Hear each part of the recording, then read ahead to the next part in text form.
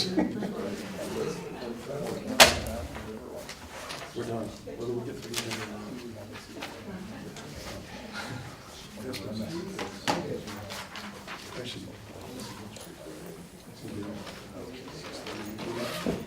Usually.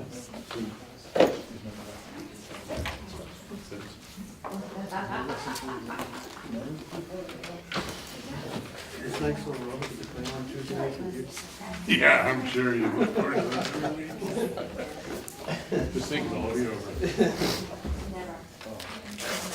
Hopefully.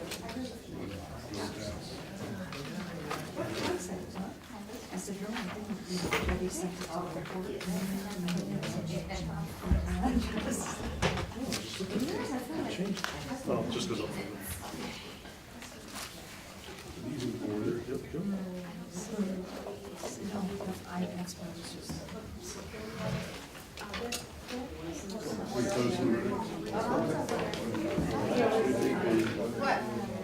Oh, thank you. Thanks, Don.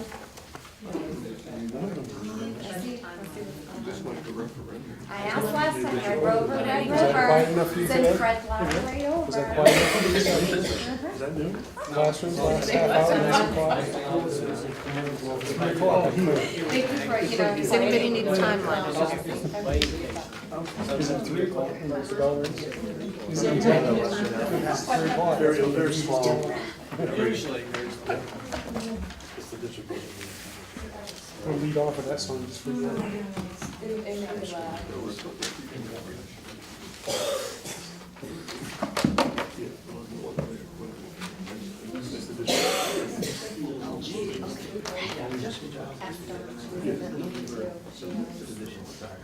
It's good music.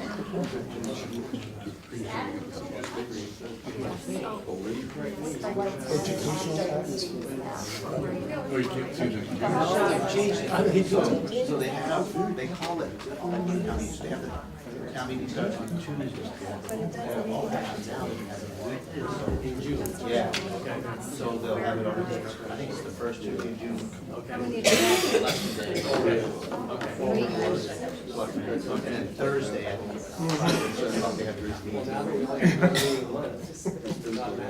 to it will on that. Yeah. That's right, that's right. Yeah. It is. I mean, we're human.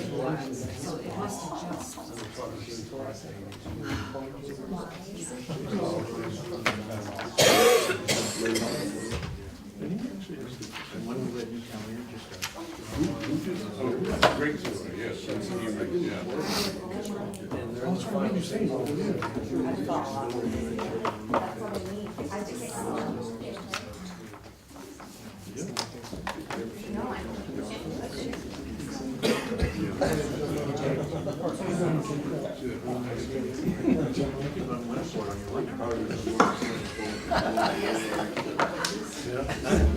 might have to take an hour and 15 minutes. I'll do it.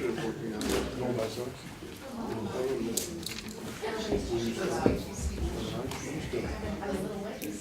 You'll stop. Figured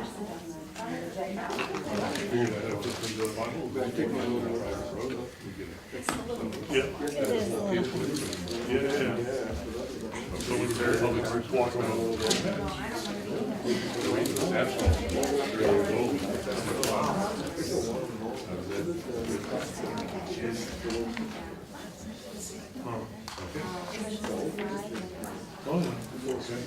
Yeah, so we'll call the Budget Committee meeting to order of May 8th, 2018. It's 4:04 p.m.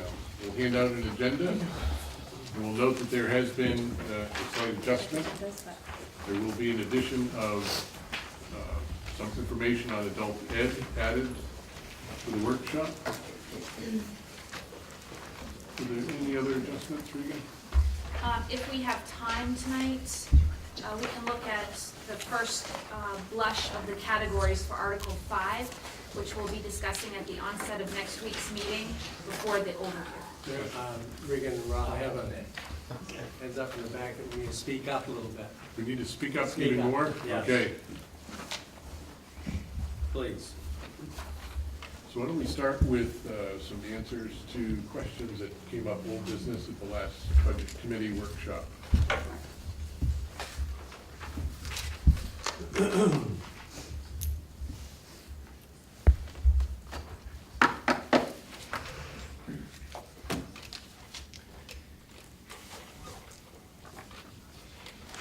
So one of the questions that came up last week was around world language enrollment at the high school and what patterns we had been seeing. And the conversation was in relationship to middle school foreign language and a potential impact. So Mr. Tracy has compiled information about the enrollments in Latin, Spanish, and French since the 13-14 school year, leading right up until our current enrollments today. And what I would like to let you know is that in 2015-16 is when we implemented full-fledged Spanish at our middle schools. So the first year that the high schools would have seen students who had been in that program would have been in 16-17, and then in 17-18 this year.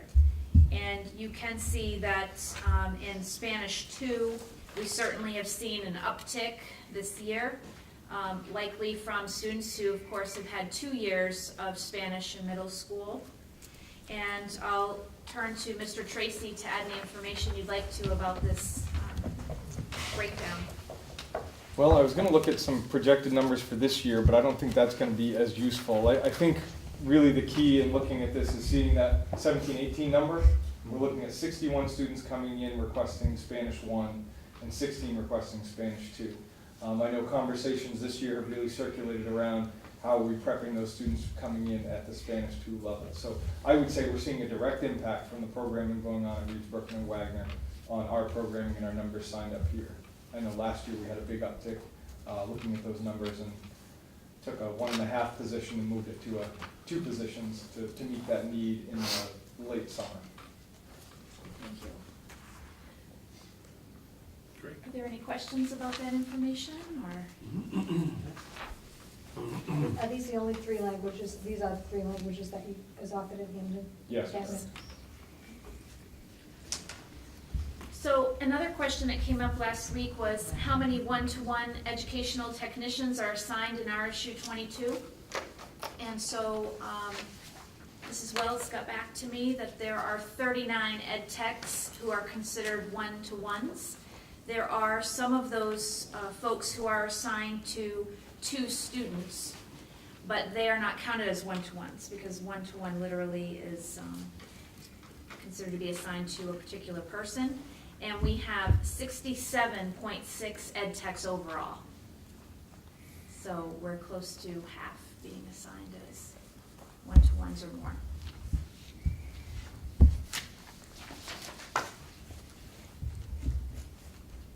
Great.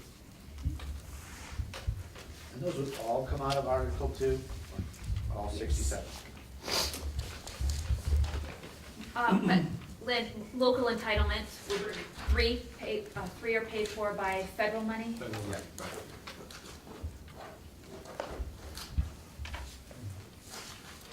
Let me get back on there for you all. Great.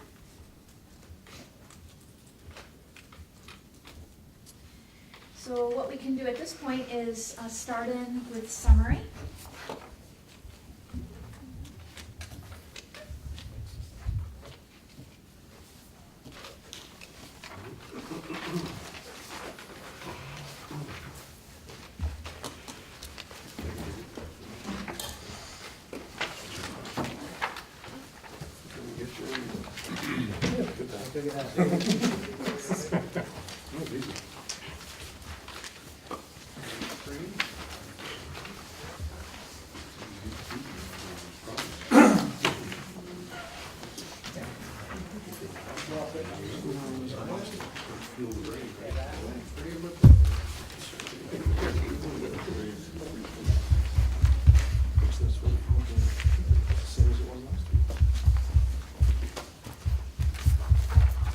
All right, so our bottom line this week for next year's budget is $32,094,679.67. That is a shift in dollars from our last meeting, though the percentage did not change. We actually went up just a tad, a little over $1,000. And we'll be able to talk about that shift as we move into discussing Articles 6 and 7. Were you going to give an update on the facilities item? Is that in here, the water? The water, yes. So we did receive a rate increase notification for the town of Hampden water, and we are looking at a 22.8% increase. So we have made that adjustment in the budget under Article 9. It's about $5,000? Yes. So Article 9 went up from the last meeting by about 5,500, if I recall, was the number. Do you have the form, or? I have the We form, can but. compare it to the last one We can. Yeah.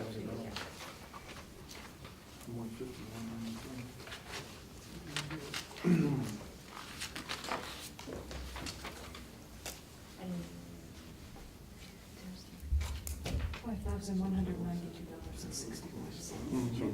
$5,192.65. Great, thank you.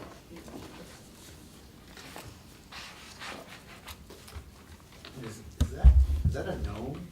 Are they metering our water, or are they just charging us for it? We do have metered water. We do have some situations where we meter outside of sewer. This is Just over. watering. Yeah. This is down big time.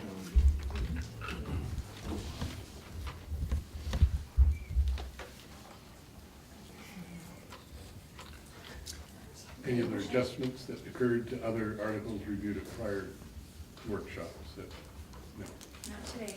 John? Was Article 5, there's quite a difference. They went up $43,000.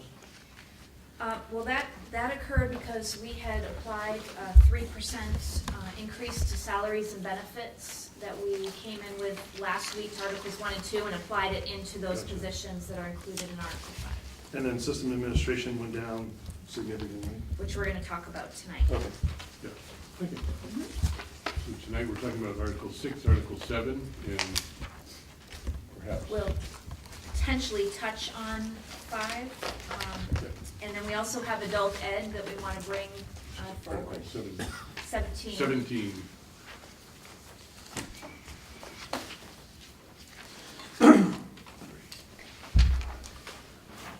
So, do you want to go through this? Sure. And do you want to pass this out with it, just as a sister document? We should.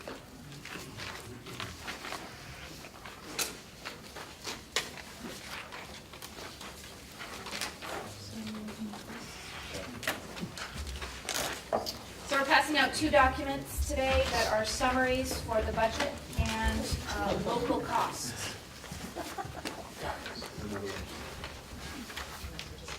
Yeah. Hold on.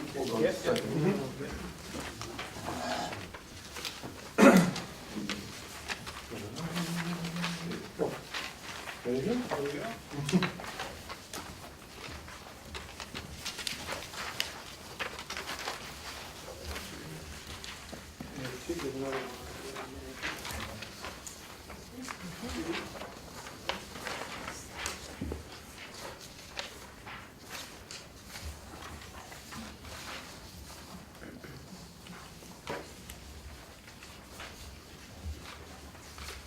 I'm going to put this up on the screen.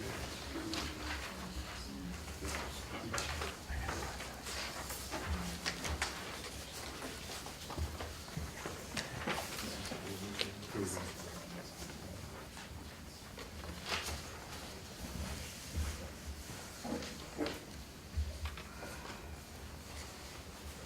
So the sheet that's up on the monitor is the one that we've been handing out at, I believe, all the previous workshop sessions. That sort of gives an overview of not only the the reflection of Article 1 through 11, so you'll see the fiscal year proposed $32,094,679 that Regan just read off from our warrant article summary, showing that it's an increase of 3.62% from last year on the expenditure side. This sheet also has the revenue adjustments that are made as discussed at prior sessions as well. And as you work your way down through, backing out those revenues on the expenditure side, you end up with, in addition to we still have $440,000 as a transfer from unallocated fund balance that results in a total local share increase of $1.241,370.26, which currently is 11.38% for a net increase. Again, that's against the total gross change of 3.62%. So that number really hasn't moved much from the last meeting. Have there been any other minor adjustments within the revenue side from the last meeting? I don't believe so. So this is really just, that expenditure side is in alignment with our 1 through 11 warrant article summary. And then the second sheet, which is the district cost sharing formula. I don't know if that one is on the screen or not, or if it could be put on the screen.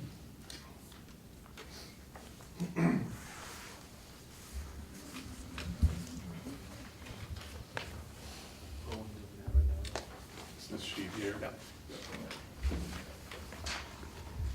And the takeaway there is we usually skip down to the bottom. It shows how that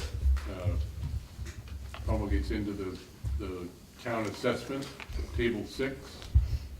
And this will all these documents, as we pull them together, will be assembled into the final budget summary that we'll start putting together before the meeting of the 15th for the recommendation to the committees. And just to speak to table 6, what we will be talking with the towns about is the real dollar effect of the percentage increase.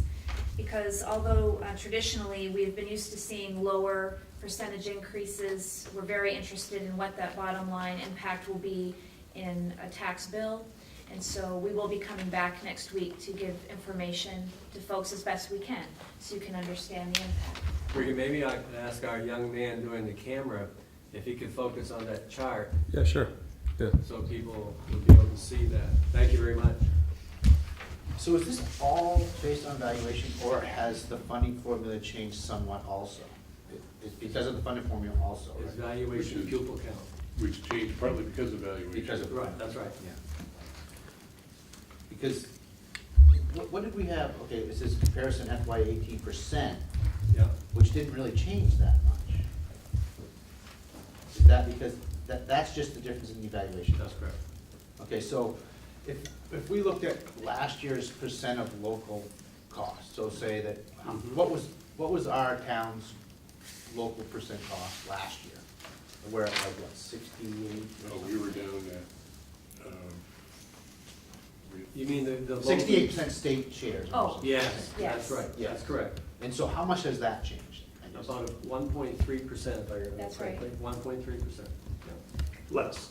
Less. Less. Correct. And that's because our valuation, Heath, went up 3% and the state went up 2%.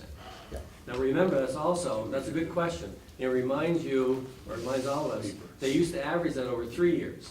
Now they average it over 2 years. So the volume of impact is more so now than it was before, because they stretched it over 3 years, now they stretched it over 2 years. 1.3%. I mean, last year by comparison, we had, I believe this is the second, yes, the July 17th, so this would have been the second budget cycle. Our total increase last year was $891,000 for about 2.96%. So it's less than this year. But at the local percentage, do we have those numbers as well from the second referendum advertising for the notice? We were down at 4. Well, as you know, Rob, the good thing when we went to the second referendum, we then knew the state money, remember that? and then we put it in. It was a good thing. Last year, this year, I think it actually caused our local increase to exceed most other communities, except for the ones that failed the first vote, because they actually all held their budget to flat from the year prior. That's right, that's exactly right, good point. This is the number here. I think this Oh, was here, the- yeah, here it is. So last year, the local share variance was 4.39%. 4.39. And so the dollar variance, it's interesting, because the dollar variance was roughly $473,000. This year we're 1.241 because of that change in how the formula works. Even though there's really minimal change, not a minimal change, but the gross isn't off by that much. So the gross is off by 890 to 1.2, so you're 400,000 apart. We're 300% off on the local share amount. I want to go back to Heath's question, which is a great one. Also, let me remind you that the statewide mill rate went from 8.19 to 8.51, and that's why the 633 that we have to raise this year came in. So again, the mill rate statewide, the valuation, and the pupil count are all the moving parts there. Well, I think this is a point that we have to make sure everybody understands. Absolutely. I agree. That's the messaging that Rob's talking about right there. Yeah, so the total increase last year was 891,000. This year it's 1,241,000. Or it went from 891,000 to 1.24 million, about 340,000 or higher. I'm rounding these. Our local last year was 472.9. It's called 473. This year we're at 1.24. I'm sorry, that's not correct. I used the same number twice. Our total budget variance is 1.121, I mean, from an increase. Our local share increase is 1.24. Right. It's actually higher than the gross change because of the funding formula change. Last year it was about a third of the change. So, lose that. Keep that at the ready. But hopefully not confuse people. If you look at that spreadsheet right here, the 632, remember, it came in the formula. It didn't come in the additional local monies. So in other words, we had to raise the 632,000 more to receive up above whereas the 203, 415. So in other words, going back to one of the first things you said at the first meeting, 6% is a 0% if you look at it through that lens. So it's interesting we're having this conversation because multiple moving parts have played into this. Zero change results in a That's 6.4% correct. local increase. That's correct. That's correct. Yeah, I hadn't looked at it this Yep. way to see that our local share actually exceeds the gross change. That's because of correct. the formula change. I don't recall ever seeing that happen No, before. I didn't, no. All right, next. All right. Any questions on Okay, just so. Local share. Just to clear, the three major moving parts were the valuation, valuation, yep, mill rate, and the enrollment. formula. and enrollment? And let me give you those numbers. So the valuation statewide went up 2%, RSU 22 went up 3%. So when you're higher than the state, that's not good as far as finances. The mill rate statewide went from 8.19 to 8.51, and that's what brought that 632,000 into the formula. And our enrollment basically is even change, because they average that out. So I put 0 down there. Yeah, okay. And they average that over the 2 years now versus 3 as well.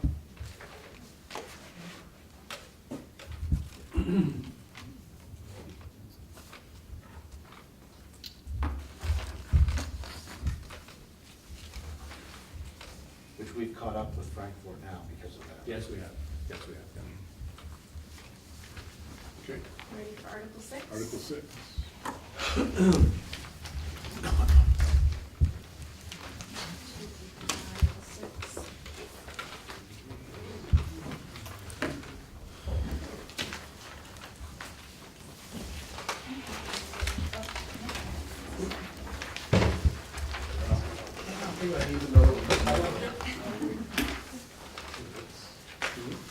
The gross increase, I've never seen it. Slow. There's usually. Get more efficient.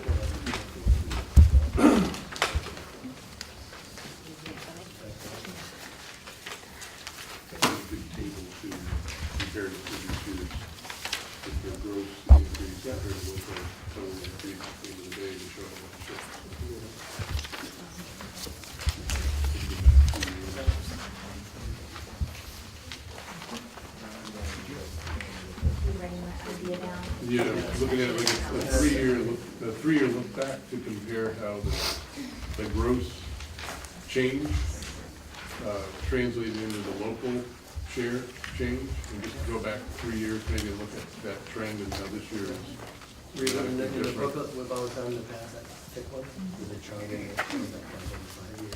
Yeah.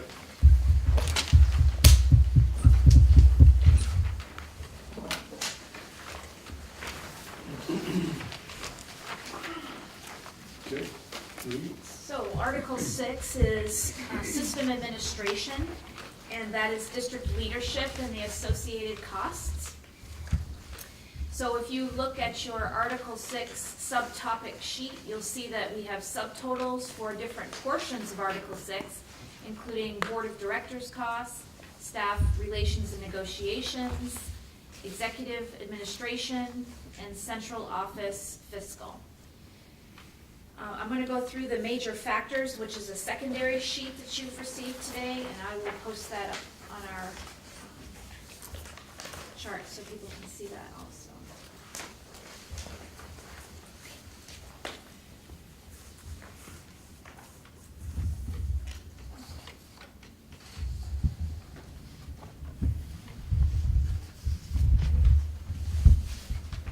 So for FY19, we are proposing a budget that has a reduction from last year's proposal. It is a variance of reducing $13,330.32. The reason for the reduction includes a reduction in board stipends, because we have gone to one meeting a month, so that would be a direct savings for stipend costs. Not much, that's some. That's right. We also have reduced contracted services for the board. In the past, back FY16, we had hired a person for public relations, marketing, and so forth, helped with some of the website development. And of course, that position concluded, and therefore the costs in contracted services went down substantially. But we've looked this year and would recommend reducing it further to $2,700. We also have our contract price for the audit coming in next year at a reduced cost of $22,800. And we also are proposing a reduction in legal services for staff negotiations, because we certainly went into this year a negotiations year with $30,000 in that account. We have not accessed that thus far in negotiations, and so we would recommend a reduction of $15,000 in that line. There is a reduction in salaries for superintendent and assistant superintendent. That in part is due to the fact that last year we had assistant superintendent overlap. There was also a reduction in the benefits. We have an increase in a few areas for professional development and training, and that is primarily a function of two things. Having 3 new people in the central office, because both myself and Trish are new, and we will be hiring a new payroll manager. And then also we are moving to some online services that we will need to have training for the central office staff related to online purchases, streamlining some different aspects of how we manage paper, meaning timesheets, things like that. So we need to have the training portion there. We have had increase in salaries in the business office and increase in benefits in the business office, primarily as a function of expected raises that are in the contracts, and also simply expected because of changes in benefits that some folks have requested. Is the increase in travel just because of the increase in professional development? Is that the? Yes, and that travel increase is directly related to, Trish and I will be going to a finance institute for 4 days this summer, and so we will need to have travel for that stay.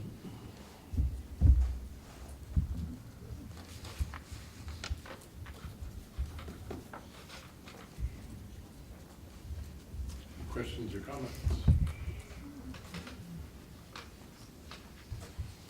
All right, hearing none. I did have one. One comment. Yes. Had we increased the audit service contract last year? Is that why that was so high? Did we increase it anticipating some? Two additional- cycles ago, I think we were up at 30,000. If I remember right, that audit's never You have been. the trail on that? So, FY '16, we had 23,400. FY '17, we actually spent 23,640. And then last year, we did expect that there could be some additional needs around the audit, so we had it at 39,000. Okay, yeah. Now, I will say, this year to date, we've spent $23,280. We also have not yet received the bill for the DZ audit that we had conducted, so we will be up higher than that 22.8 we're proposing for next year. So, business office staff are under contract? Well, they don't have you mean the clerical staff, you mean, John? Correct, is that what that is in terms of the increase in salaries?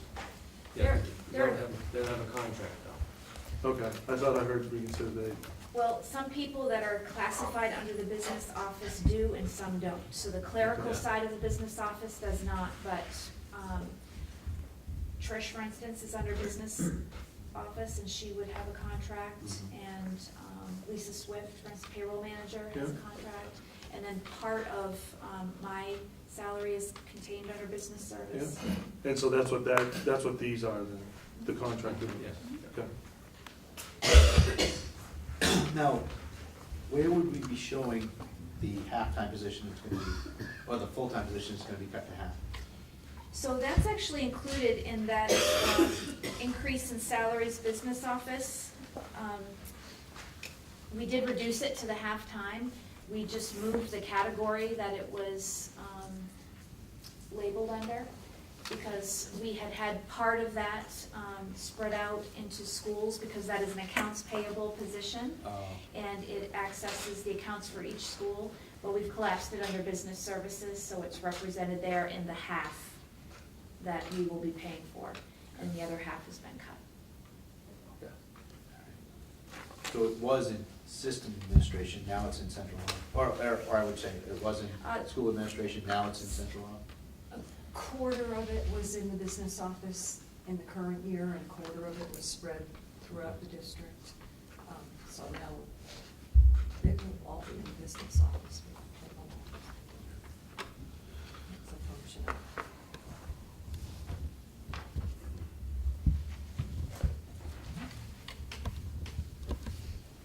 All set. Great. Any questions or comments? Article 7. Okay.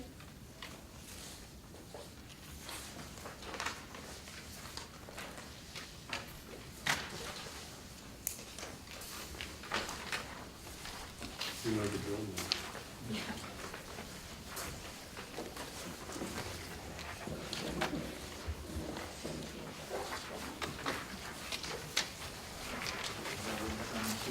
I can pass that on with you too, the section one.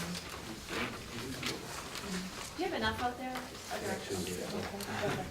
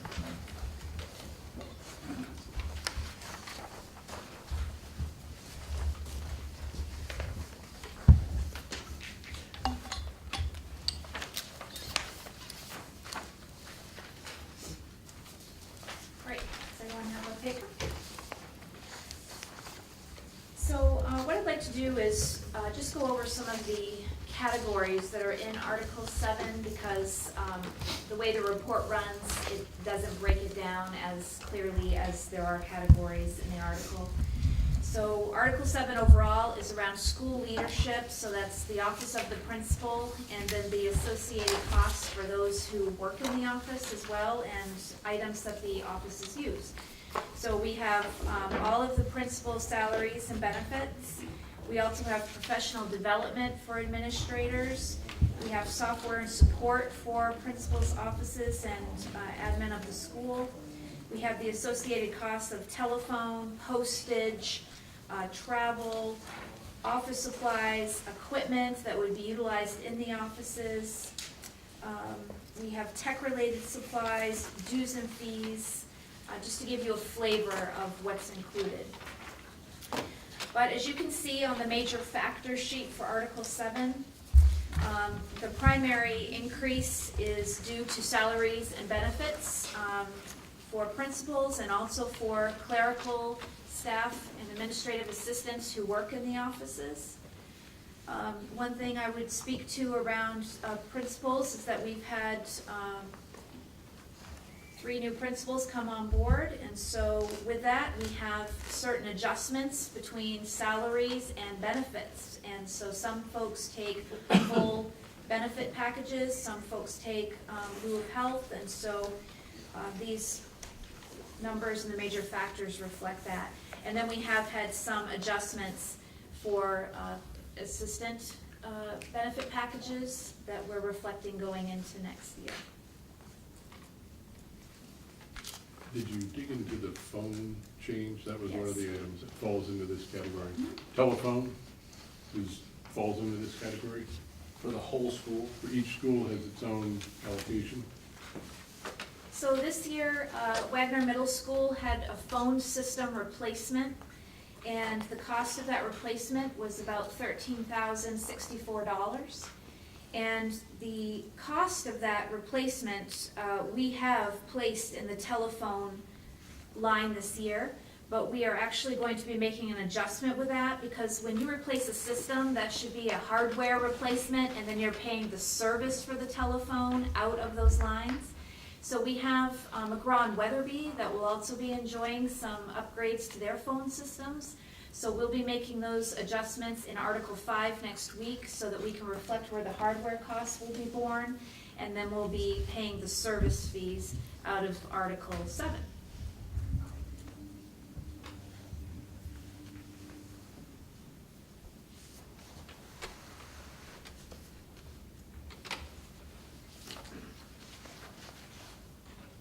So when we go into a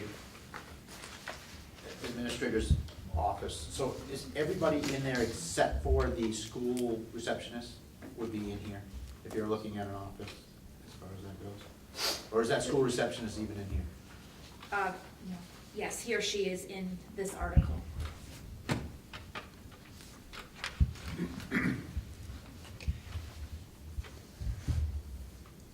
The personnel that are literally in this article, each principal, an assistant principal, the clerical staff, and the school secretary or administrative assistant who serves in the office.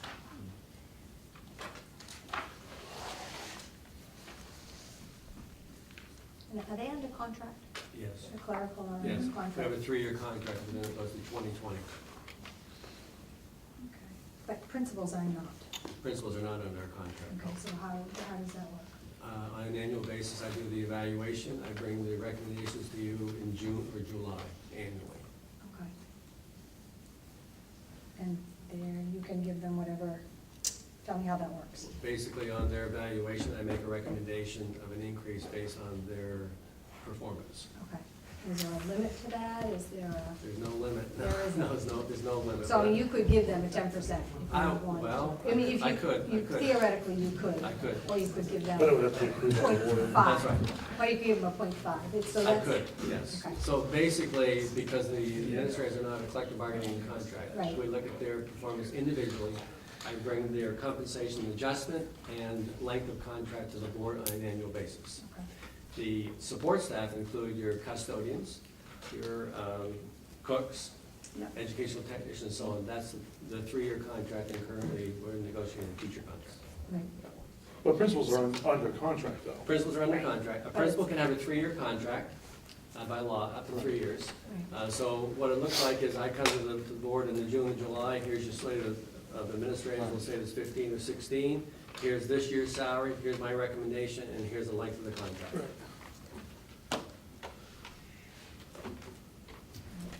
There are some districts, by the way, there are some districts, and I believe, Fred, correct me if I'm wrong, administrators in Bangor have a collective bargaining contract, right? I believe so. Yeah, so there are some systems, they're fairly rare, but there are some systems that mirror like a teacher contract or support staff contract. Yeah, right. Mhm. Last year, at the budget meeting, the biggest concern was this article right here. This was the one that the town, the people were. School administration? Or School 6. admin- I think 6 was. 6. Six, System so, okay, so administration. six. Not 7. Okay, 6, not 7, Right. excuse me, 6. System But in the administration, yes. System administration. Yeah. So I just want to be prepared for, So if you shift to system administration, basically it's your central office, it's Reader, myself, and so on, and then the central right, office. and I think that was it was, again, people not understanding exactly what it is. Yeah, right. Last year, we had it was over an $80,000 increase in that item. Right, Overlap, there Right. were legal right, fees that fell into that category. We had some other, That's correct. maybe, I think, well, the audit number falls into that board category, the board authorized payments.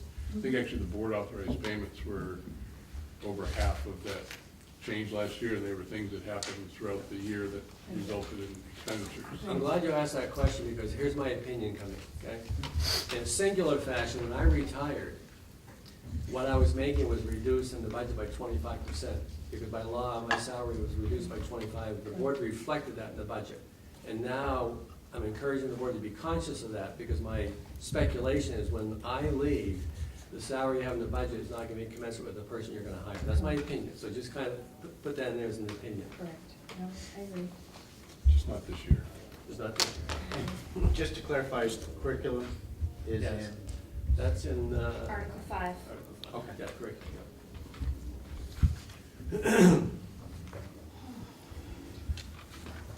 Any other comments or questions in Article 7?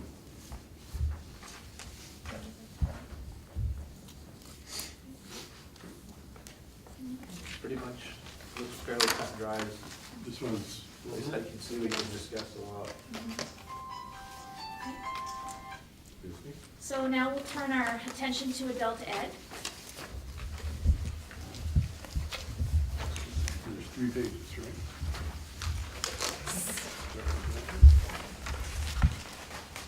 Just so everyone knows, I saw our adult ed director, Matt Tardy, walked in a little bit ago, so if some of you have not met Matt, he's our director of adult ed on a regional basis.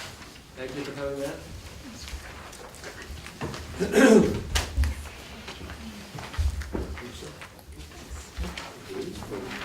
Yeah. Kristen? Yeah. Dick's learned, he knows to wait for the file. One more, Kristen. I didn't say, I didn't even know you were standing there. You learned too. Oh my God. Thank you. Can't do my job as well as Mary. So we'll start with. Oh, what happened? I'll do it. It's okay. You Joe. Can you hold the share?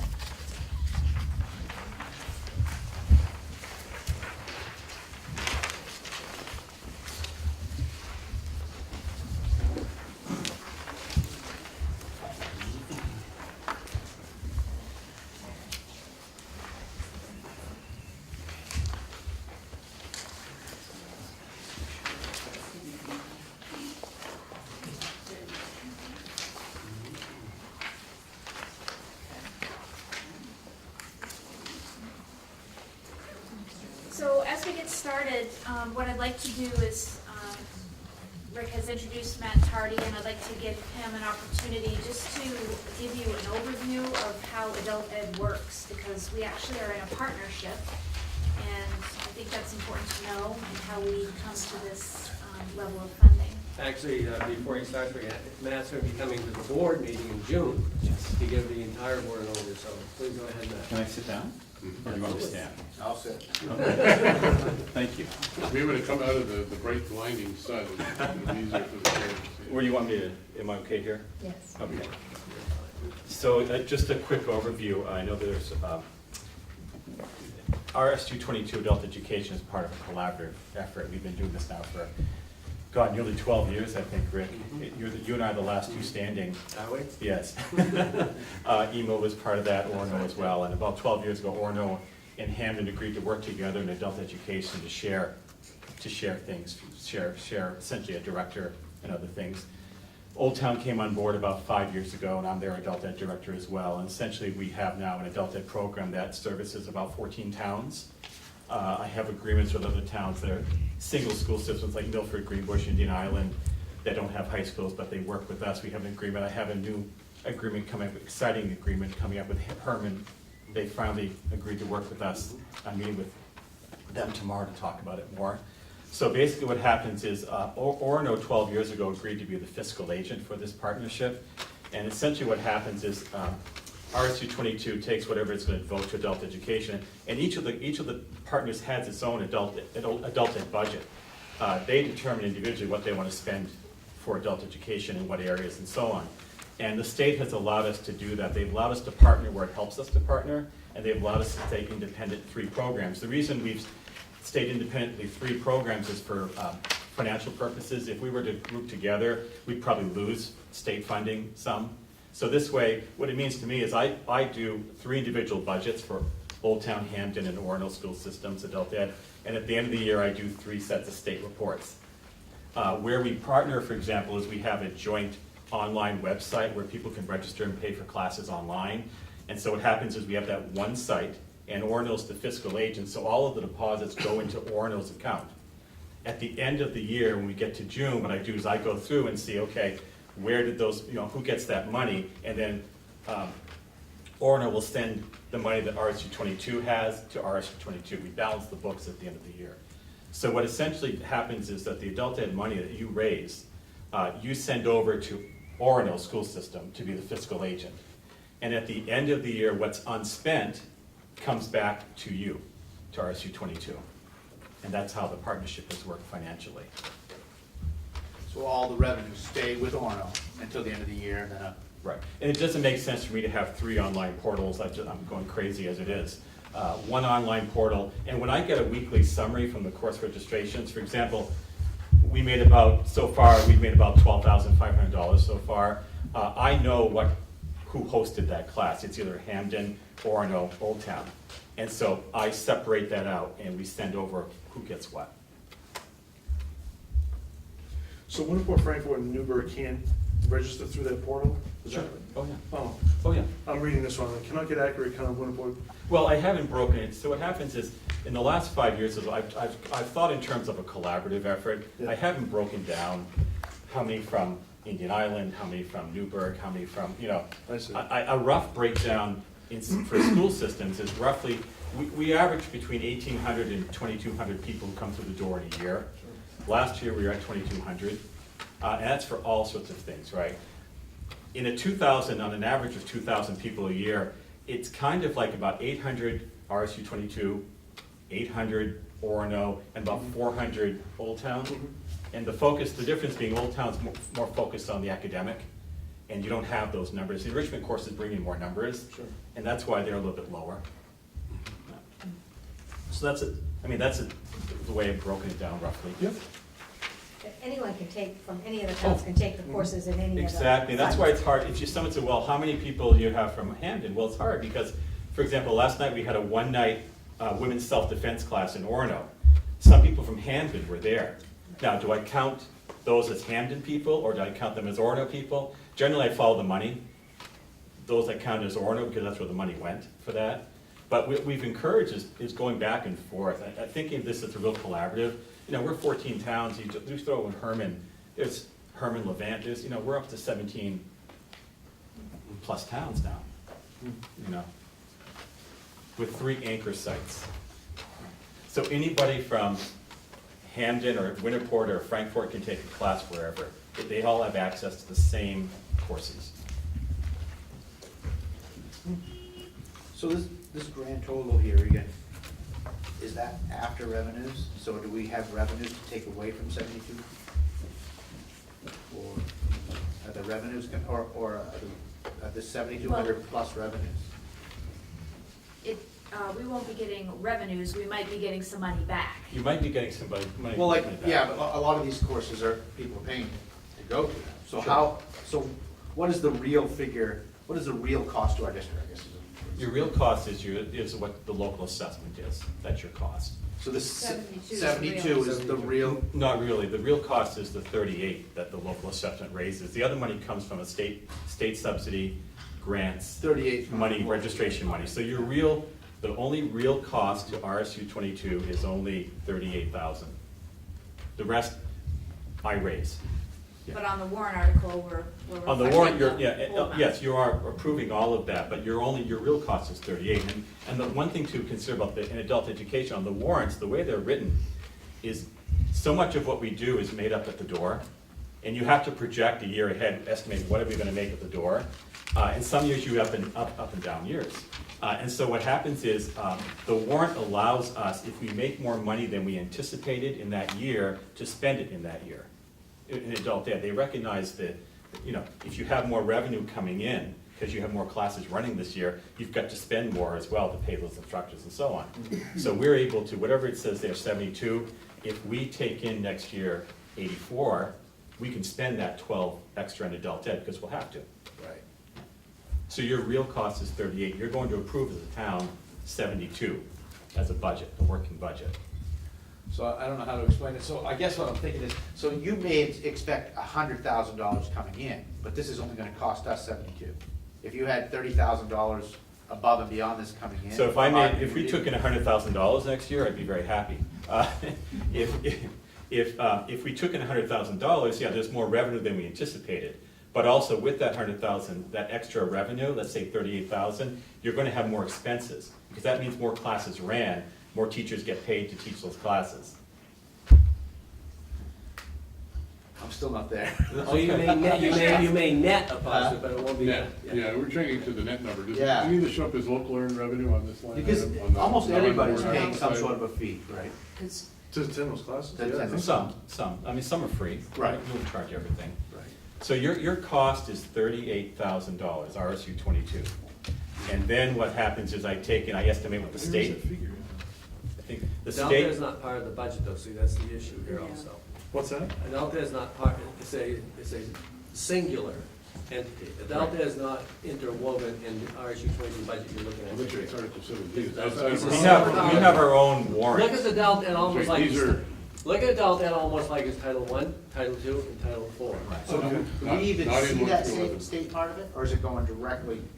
No, it's earmarked for adult education. So we have, So we're still afloat. Yes, Yeah. that's right, that's right. so So that, I'm sorry, but that article that Regan has right there is a separate article at the end of the district budget meeting. And by the way, it's not asked on the June 12th referendum validation vote. They don't vote on the adult ed, we vote just on the RSU 22 budget. That's a standalone, right? There you go. So last year said, for instance, and I'll read it aloud, Article 17, to see if Regional School Unit 22 will appropriate $68,000 for adult education and raise $33,000 as a local share. So Separate budget. it's a separate It's item. not commingled with this. But, so it was voted on separately then, right? Yes, it is. It's the last, Second to the last, actually, no, 20 was the last one last year because we had the subsidy disposition as Article 20. And so I do the same thing in Old Town, I do the same thing. So in look at it Warren. this way, just to repeat. You Yeah. go through the RSU 22 budget and you kind of close it, and then you go, okay, now we're gonna vote on the adult ed budget. This is a separate entity. Yeah, and again, your true cost for that is the 38. That's the correct. local share. That's correct. Everything else is, everything else that I get to use comes from the state, or from money at the door for registrations, or from grants. that I may apply for and get, yeah, but your cost is 38. But I guess that's my point, is so your cost is actually more than what we're paying. Yeah, but I'm raising that. You're raising it somewhere else. Yes. That's, I guess. That's what I'm my saying. point. That's Right, right. right, yeah. My registration fees, grants, Yeah. state subsidy. Yeah. He could have a benefactor, whatever the case If I, may be. if donations, I've never had one, I'd take, if I had a donation, Right. we could spend it on that. Yeah, so your cost is 38, local share. It's just deceiving. It is. It's deceiving because you think it's a lot more than what. I mean, it's a Right, bunch of- that's tricky when you read it. It You is, think you're when you raising look at that. 72, but you're not really. But you're allowing me to spend 72,000, with the assumption I'm gonna be raising $72,000. Right, but the article Rob just read will be duplicated this year. You'll have the 72, then the local amount will be Yeah, 38. right. 38, That's what it shows up. That's right. And the local share here has been the same for nearly, around the same for 10 years since I've been here. I don't know many of the programs that have stayed the same budget-wise 10 years in a row. So what typically is the impetus for a town to decide to pay more for local share? What happens to cause that? Well, usually you ask for it if I need it, you know, I mean, sometimes as your programs grow, sometimes you have more need for office people, for, you know, personnel like that. But generally, what we spend in adult ed is for people. If you look at the budget, there's very little for materials. It's just basically office people, teachers, it's people. So let me put you on the spot a little bit. Remember 12 years ago when we started this Yeah. collaboration? You're gonna share with us in June, how many courses did we offer in 2004 versus now the opportunity parents have in 2018? Market difference. Yeah, oh yeah, we'll offer, just in these SAD 22 side, RSU 22, Yeah. we'll probably offer 80 to 100 classes this year. And what we offer 12 years ago? 20. 20. All right, You know, so we- and the number of registrations 12 years ago was about 200 or So so. look at my point is, look at the opportunity people have now than they had 10 years ago. Yeah, and with the collaboration, people now are able to see things in Orono they want to take that That's they wouldn't have right, had that's access to, and vice versa. That's right. Now, also remember, UTC has an adult ed program, Yes. okay? And we have a number of people who go to UTC to take, you know, mechanics or culinary arts, whatever the case may be. It's a great opportunity for our citizens. Yeah, I agree, and I think that because of the makeup of our communities, we're getting a good bang for our buck. But I would like to be able to say, if somebody asks me how many people are using this, to be able to say, well, you know, there's this many people using it, which. Well, we were at 2,200 last year total. Right. And probably we're getting, like I said. You're getting 800 or 900 of Right. those. We've historically been between 700 and 1,000 people just in the RSU 22 side. That's the people that are taking the class here, though. Yes, here. Yeah. You don't necessarily know where they're from, No, the majority are from here, but we're getting people from Bangor, Herman, you know. So it's not limited to the partnership, is what you're saying? It's Oh, no, for no, the no, revenue. no. Because last year I received a mailer from Belfast, adult ed, in my mailbox, because we're Waldo and Liverpool. So are we all paying the same, all of the partners? No, because every town raises a different amount. Old Town raises a certain amount, Orono's budget's different. Orono's historically been a bit more of a budget, higher budget, because historically, for example, if you look at my time alone, on paper, I'm committed to Hampden for 10 hours a week, Old Town 10 and Orono 20. So therefore, you gotta figure the Orono budget's gonna be a little higher, but that's historical. Yeah. They've spent more on it. But again, when you have, one of the advantages of partnering is you've got one adult ed director full-time who understands the adult ed world and can devote his full time to adult ed. Prior to this, you had someone doing tech/adult ed, That's right. and Old Town had the same all part-time people trying to run adult education. This way, it's one full-time person. Yeah, that's right. 15 years ago, Mr. Savage would also be the director of adult ed. That's what it looked like here 15 years ago. Yeah, Bruce Sawyer, some of you people have been around a long time. Bruce Sawyer was our adult ed director before me. yeah. And now, since then, we've moved actually physically into this building. We're located now in Hampden Academy. It's our second year here, which I think has been exciting for us, yeah.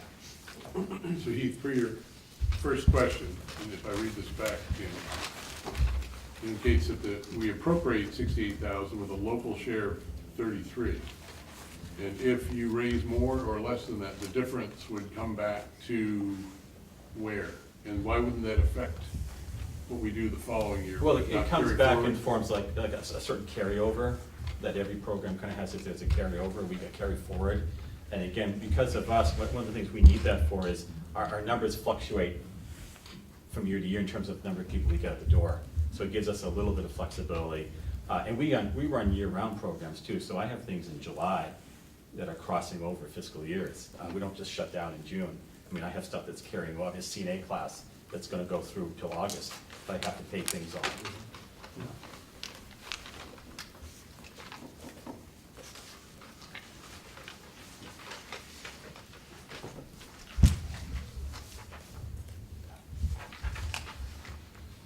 Okay, so Regan or Matt, anything else to accentuate here on the adult bid? Or Rob? I do a report in June, I hand out, I give it to the board every year, Mhm. and I'll have one, maybe not for the meet, but I'll have it in late June, Mhm. which will break down numbers as best I can, Okay. in terms of what people take these kind of classes and so on, yeah. Good. Yeah, so Matt will be at our board meeting in June to further the conversation. And maybe see how that rolls through finance committee as well. It's a one time a year, but you don't see it throughout the year.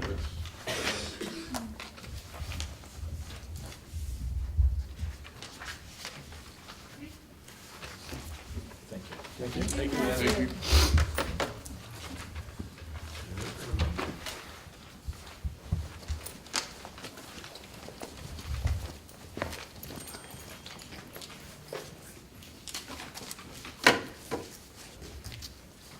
Okay, so, it's 5 o'clock, and previously, we have made some type of a motion to move forward the article amounts that we decided on. I would like to touch on Article 5, but it wouldn't be a deep enough look to make a motion on it. I just would be introducing things to you tonight, so I don't know if you have an interest in We could make, discussing that. we could make a motion on Article 6 and 7, which are part of the 1 through 11 warrants that we have to break out that need full board approval. And then that'll give us, we don't have to worry about forgetting it before the end of the session. So we would be looking for a motion that would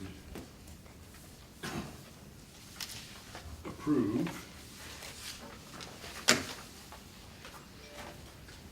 in Article 6, FY19 budget of $841,518.57, which is a $13,300.32 reduction.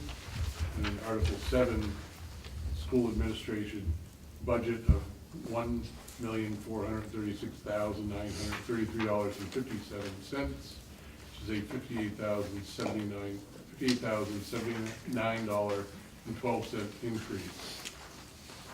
I'll make that motion. And that's for the full board approval at the meeting of the, We can accept Rob's words. I'm not Sure. gonna do that again. ready to, okay. Looking for a second? I'll second. Okay. All in favor of moving that forward to full board approval? Passes. Okay, moving on to Article 5.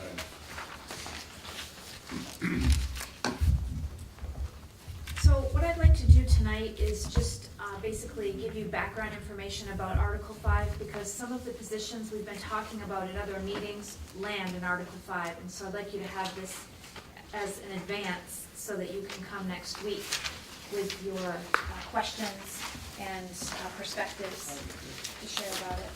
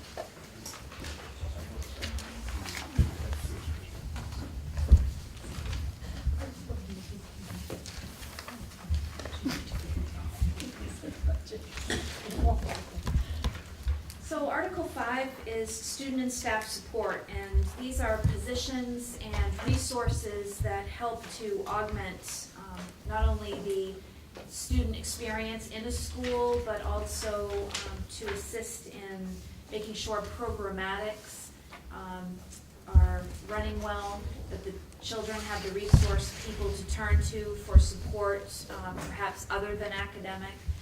And I want to go through what all of the categories are so that we can talk about where some of the positions that have been requested in this budget but did not make it in would land.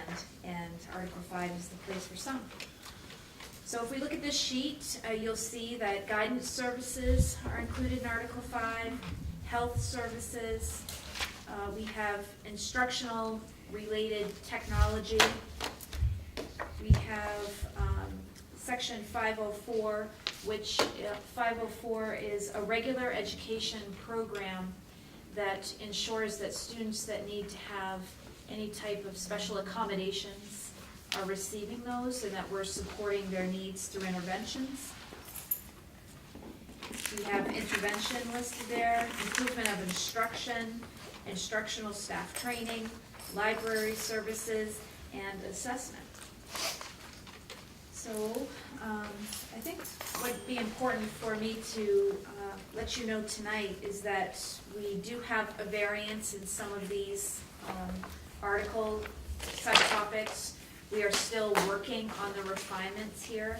We talked a lot last week about a social worker and departed the meeting, and I want to clarify that a social worker, if we put one back in the budget, would most likely land in Article 2.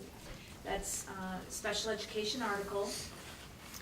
We do have a contract with Acadia Hospital for services here, and that contract cost likely would stay in Article 5 as a support cost, and we may be able to work on some type of social service or social work improvement in our budget by increasing that contract cost. So that's one thing that we could do in Article 5, and we have had administrators talking about that.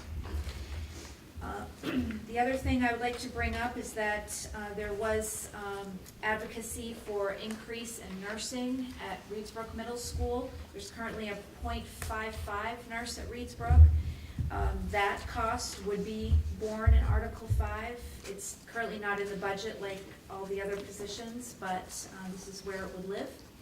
And then we also have a request for an instructional coach. That is a teacher that works with teachers to improve practice and to mentor and guide our new teachers especially, although the services can be allowed for any of our practitioners. That would also live in this article under improvement of instruction. So I guess what I would like to do is just have us talk a bit about your takeaways from last meeting around the social work conversation, because I know that you had some feelings around that. I'd like to get questions that you may have around any of those positions I just brought up, including social work nurse or the instructional coach, so that our administrative team can either answer tonight or have takeaways from you and us making these decisions. Regan, where is the, where is that house in this? The Acadia contract? It's in Article 5. Other student Student support? No, that doesn't, no. She's looking that up. Oh, okay.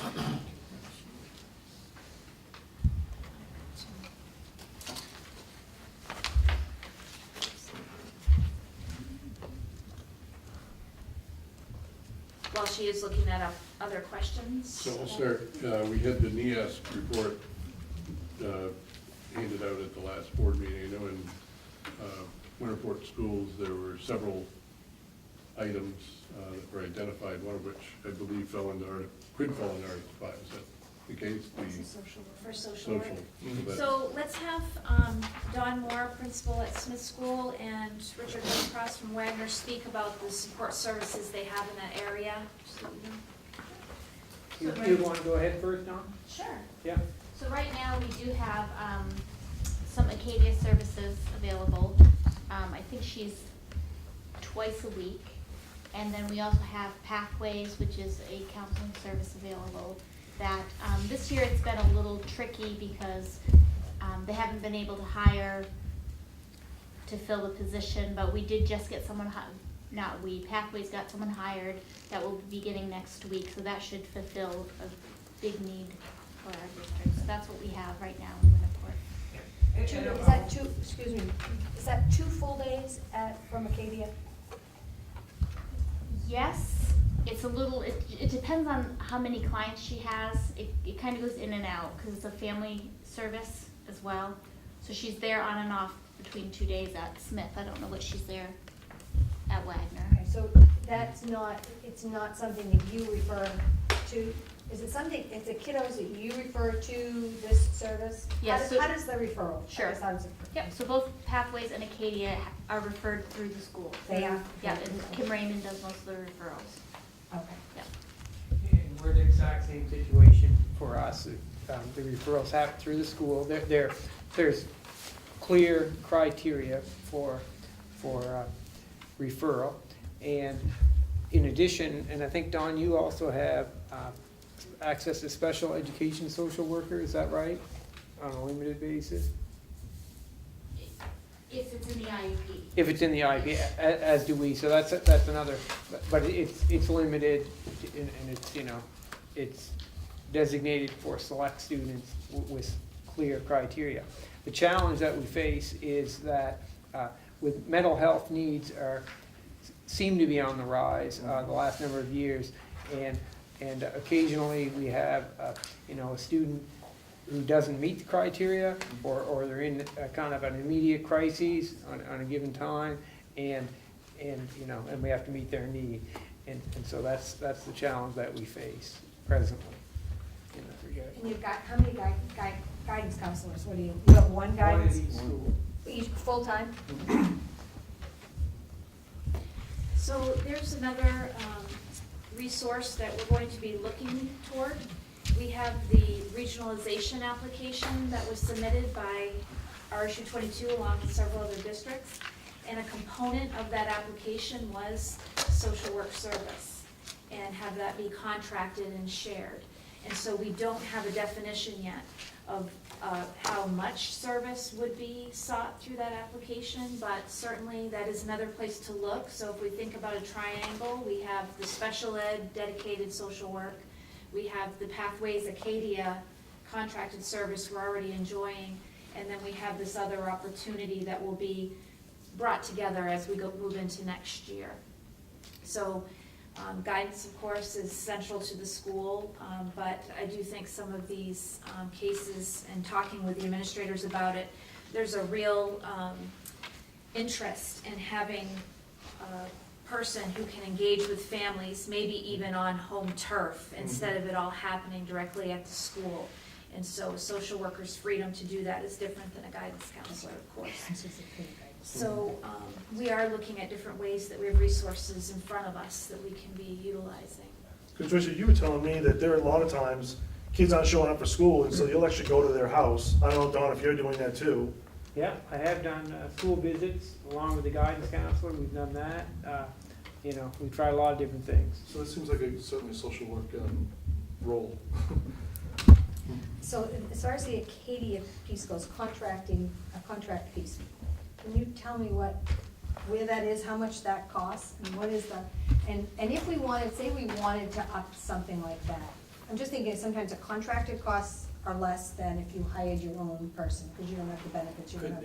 Yeah, it can be, I mean, you'd have to work that out, but just curious, I mean, if we had the opportunity, had the money, decide we want to put it there, would they have the staff to do it, number one? And where would it go? Because that's, I mean, we may say, yeah, we'd love that, and they say, we're full, we have no room, we have nothing here. Well, the sense that I heard from administrators today, and they can certainly speak to this, that Acadia is reaching out and saying, we really would like to hear names of cases and help you in different ways than you might even be thinking of. Okay. And so it seems like they're certainly open Thank to you. increase in services. You wanna say Yeah, we've something? had the opportunity this year, so we have 2 social workers at the high school, more of a special ed designated, and then our partner with Acadia. And it was within the first couple weeks of school, we had someone named Jenny Weberly came in as another Acadia social worker, but also a specialist in family and case management services. So, we talked about the first couple students she would meet with, and of course there's requirements that the student has to meet to be able to do that. But as she talked to us, it became very apparent that we could just fill her time and really support more students. So coming out of heart meetings, coming out of discussions with teachers, we start to refer students to her. And she, at this point now, at no extra cost to us, is here all day on a Friday and does a group after school for us on a Friday. So it really has been something we've tried to utilize as much as possible. We've had Mr. Raymond actually been involved in this, but we've had a long-standing positive relationship with Acadia in the presence of our school, really providing some invaluable resources. I'm gonna have Trish correct me on this, but if my memory serves me correctly, the contract, that's about $23,000. Yep, for FY '19, we've put in 25,000. There you go, so 25,000, we're getting a bang for our buck that benefits children. And like we're saying tonight, they actually have an interest in expanding that, so we look at that as an option as well, Jane. And we can expand them where the need is.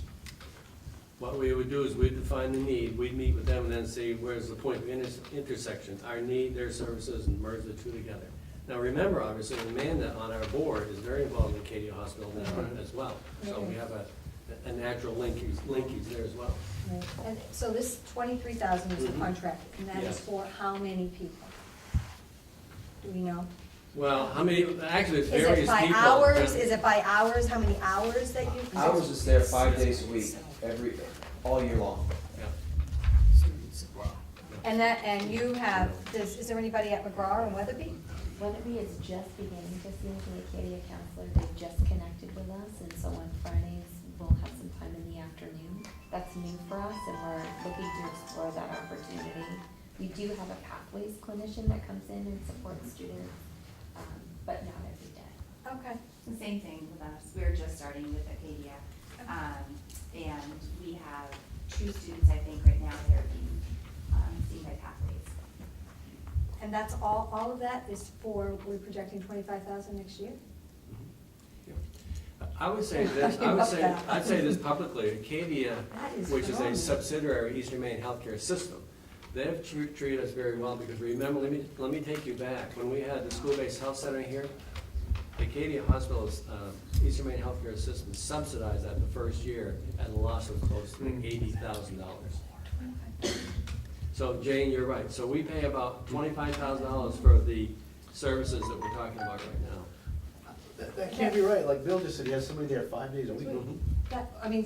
Okay, my next question is, some of this subsidized by Medicare? Is Well, it- that goes back to your question you asked me a few minutes Is it a ago. They Medicare, probably- so there are certain kids that can be Use a under stranded Medicare, and Yeah. they can only see That them, makes sense. does that whole Medicare thing? There is a main Probably. care, there's a main care component. Main care component, yeah, that, and that makes, that. They have- So that figure seems quite low. It had to be. They have revenue streams Stranded elsewhere. costs. Yes, they do. But I will say, it'll be really important for us to continue this and really learn, just as Bill was speaking about, all of the different aspects that they can fulfill, because we just need to practice with them at what they can come up with to address our needs and where we see that intersection.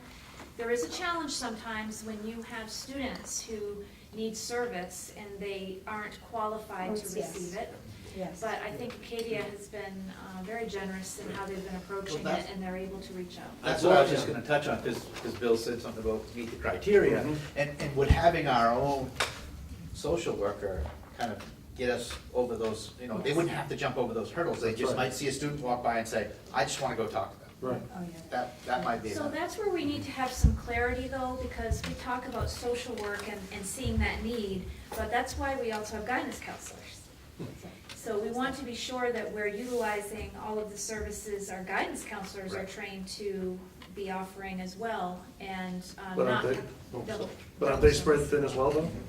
The guidance counselors? Well, I think any position in education Fair. is finding it to be tough and where we run on a lean budget, so yes. But I also think this, we need to think about redefining positions as we move on. We were talking today at Admin Council about the rise of mental health needs.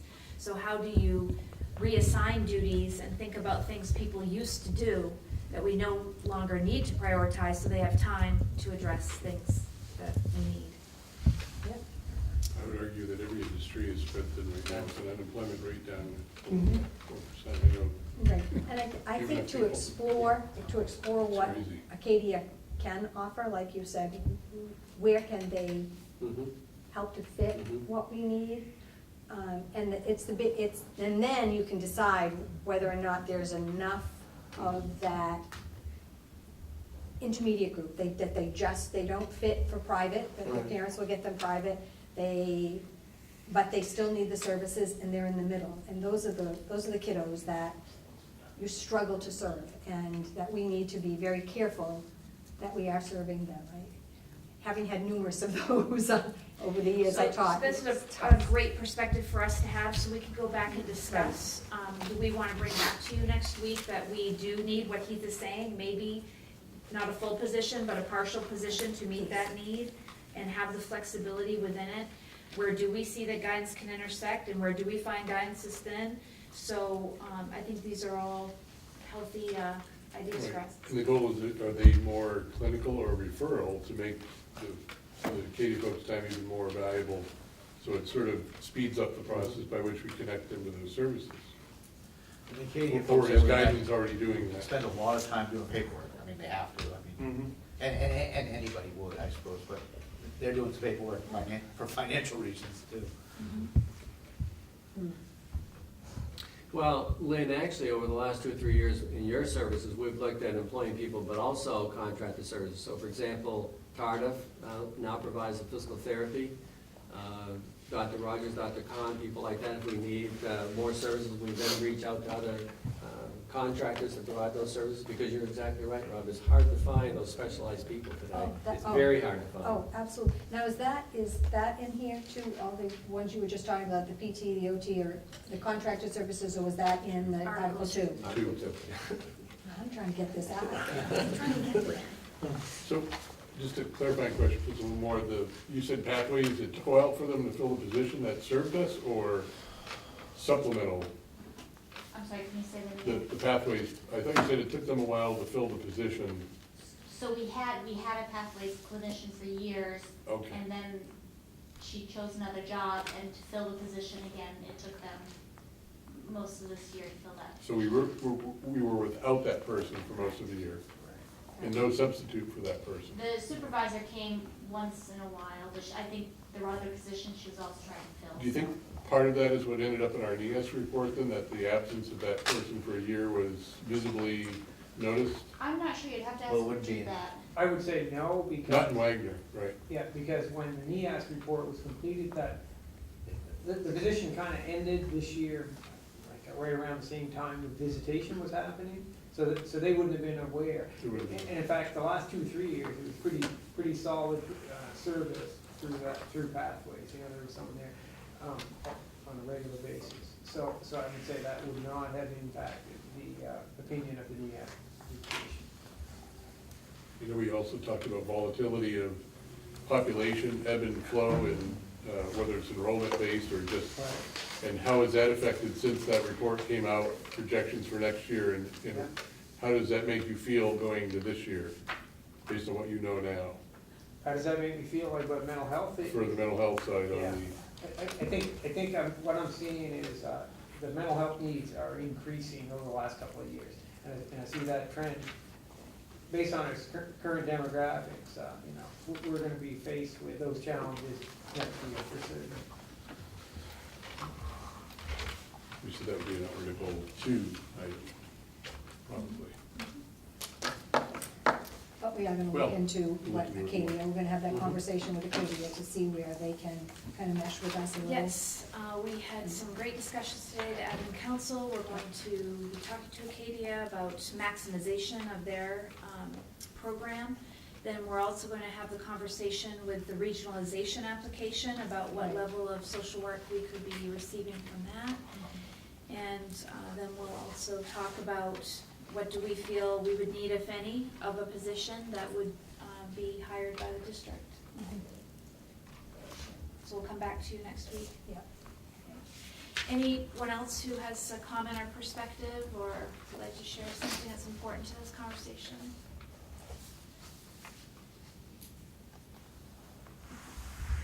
I have a question.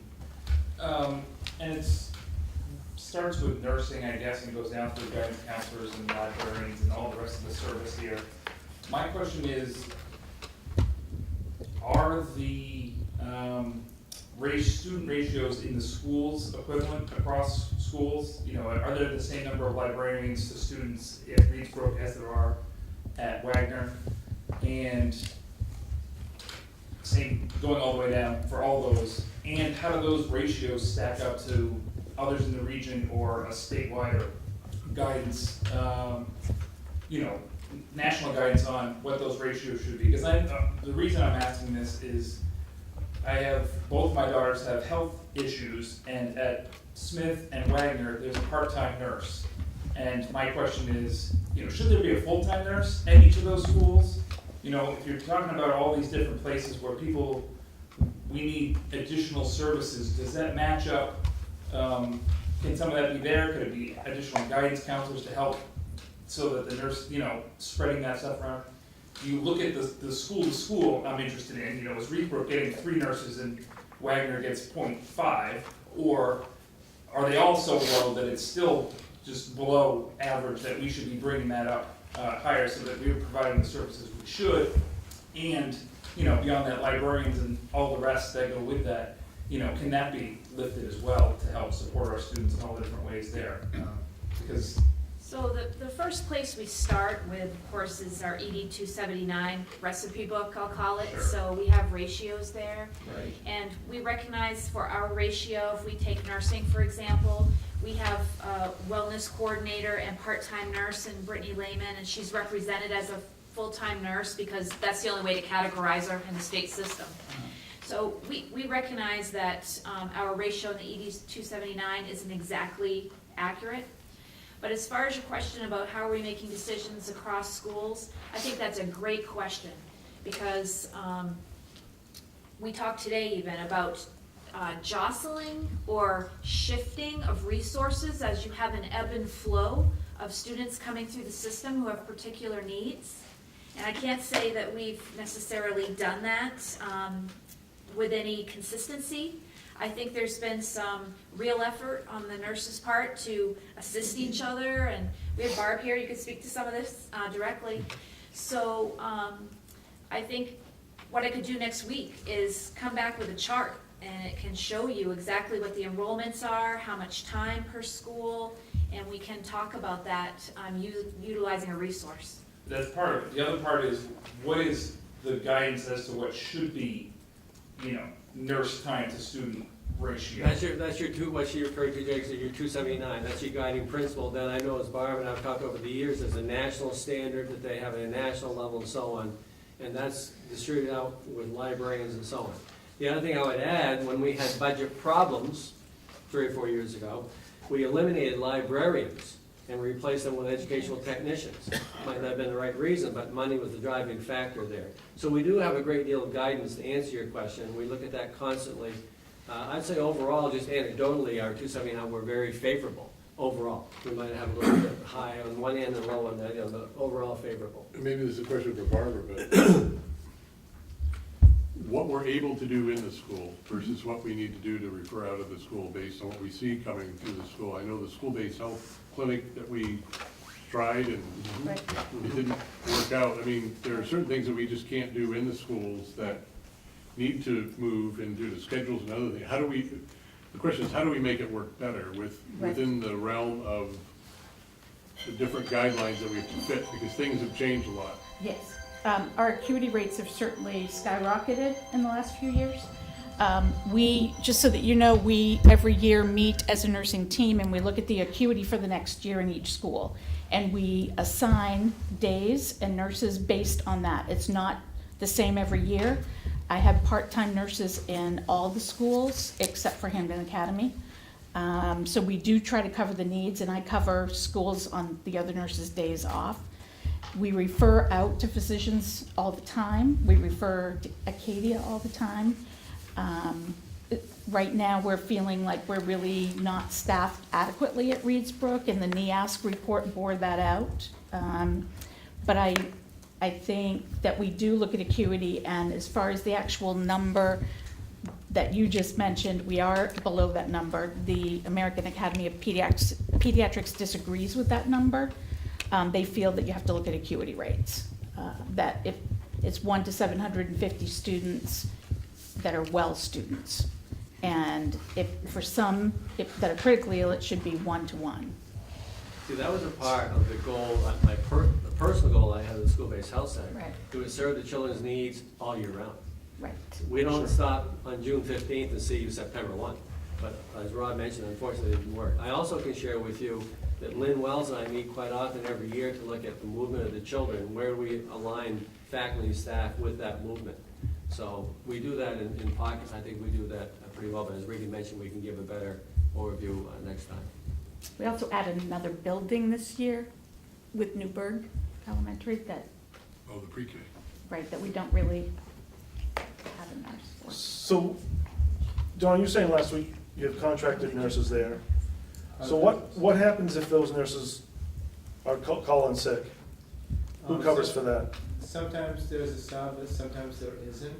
When those situations arise, there are times which the parent chooses to keep the school at home. There are times in which we have our nurse changes her schedule with the other school to try to cover. And so that'd be a one-on-one at that point then, so it pulls that nurse from the school? No, No? No. we're not able to do that. Okay. So we actually have had several times this year that the nurses, the agency nurses have been unable to come. We've also had a situation where the agency nurse got done and it took them over a month to fill the position. So we have to cover that with the hours that we have, which is 2 3/4 days a week. And these are students who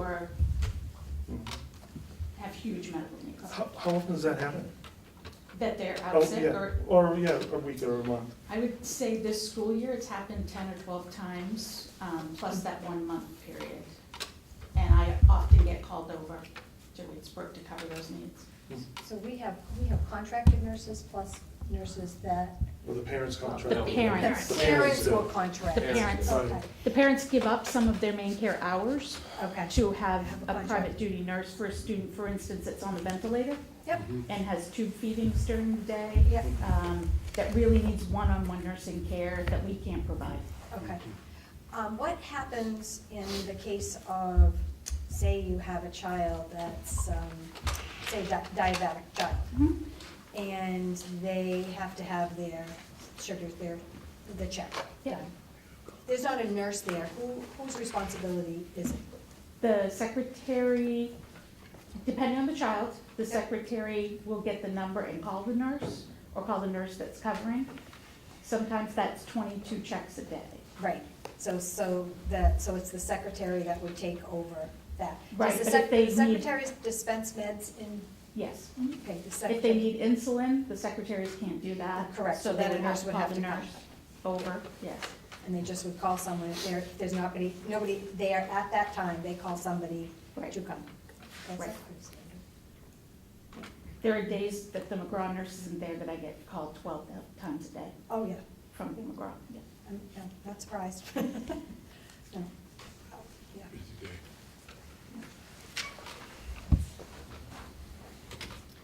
All right, next steps, May 15th. The budget, Yes. yeah. So at the May 15th meeting as a budget committee, we are supposed to encapsulate and endorse the FY19 budget, at least Article 1 through 11. It's my understanding that we've talked about others. And then that is in advance of the following night, which is the budget committee. We make a formal recommendation to the board of directors for approval of the FY19 budget. Regan and I talked about that this morning, and what we're proposing is on the 15th, we would actually do a rollout of the, in the past, we've done a sort of a PowerPoint approach. This, you know, we're going to encapsulate all the findings from the different workshops and kind of roll it out article through article, so that that's sort of in anticipation of the 16th presentation and then the public informational session, so to get that rolling so that you have that information in place. Then May 25th is the date that we have to publicize in link 22, the public notice, so that it's received by the voters. June 4th is our scheduled date for the public informational session, and that's usually held in the here, We're correct? hopeful for the library. Yeah, but- library. Then June 7th is the district budget meeting. And then assuming that that passes favorably, June 12th is our budget validation referendum.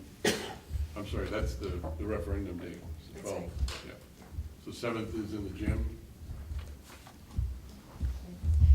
Just to go back to the nurse piece, is that something we can kind of look at a little bit? It sounds like we're kind of low on that. And I mean, I don't know whether it would be, I think it's something that we need to take a little bit deeper peek at. It sounds like there's some real needs that maybe aren't being. We absolutely, we have been talking about that in Yeah. admin council also, Okay. and the nurses submitted a request in the budget process, so we have been regarding that. Okay. I think I'll tell you a couple of factors that influence our decisions, in addition to what you've heard tonight. We are fortunate in Hampden that we do have a contiguous campus, so we know that although it's not the most convenient, we do have nurse service that is shared and close, so that is a fortune that we do enjoy. Absolutely. The other thing is evaluating the age of children, because I will say it's interesting to watch kids as they come through the grades and their ability to manage, especially when you're talking being diabetic. Different cases call for different treatment. There's no one case that's alike. And as kids come through the system, their ability to manage or the medical provisions that are offered to children are different.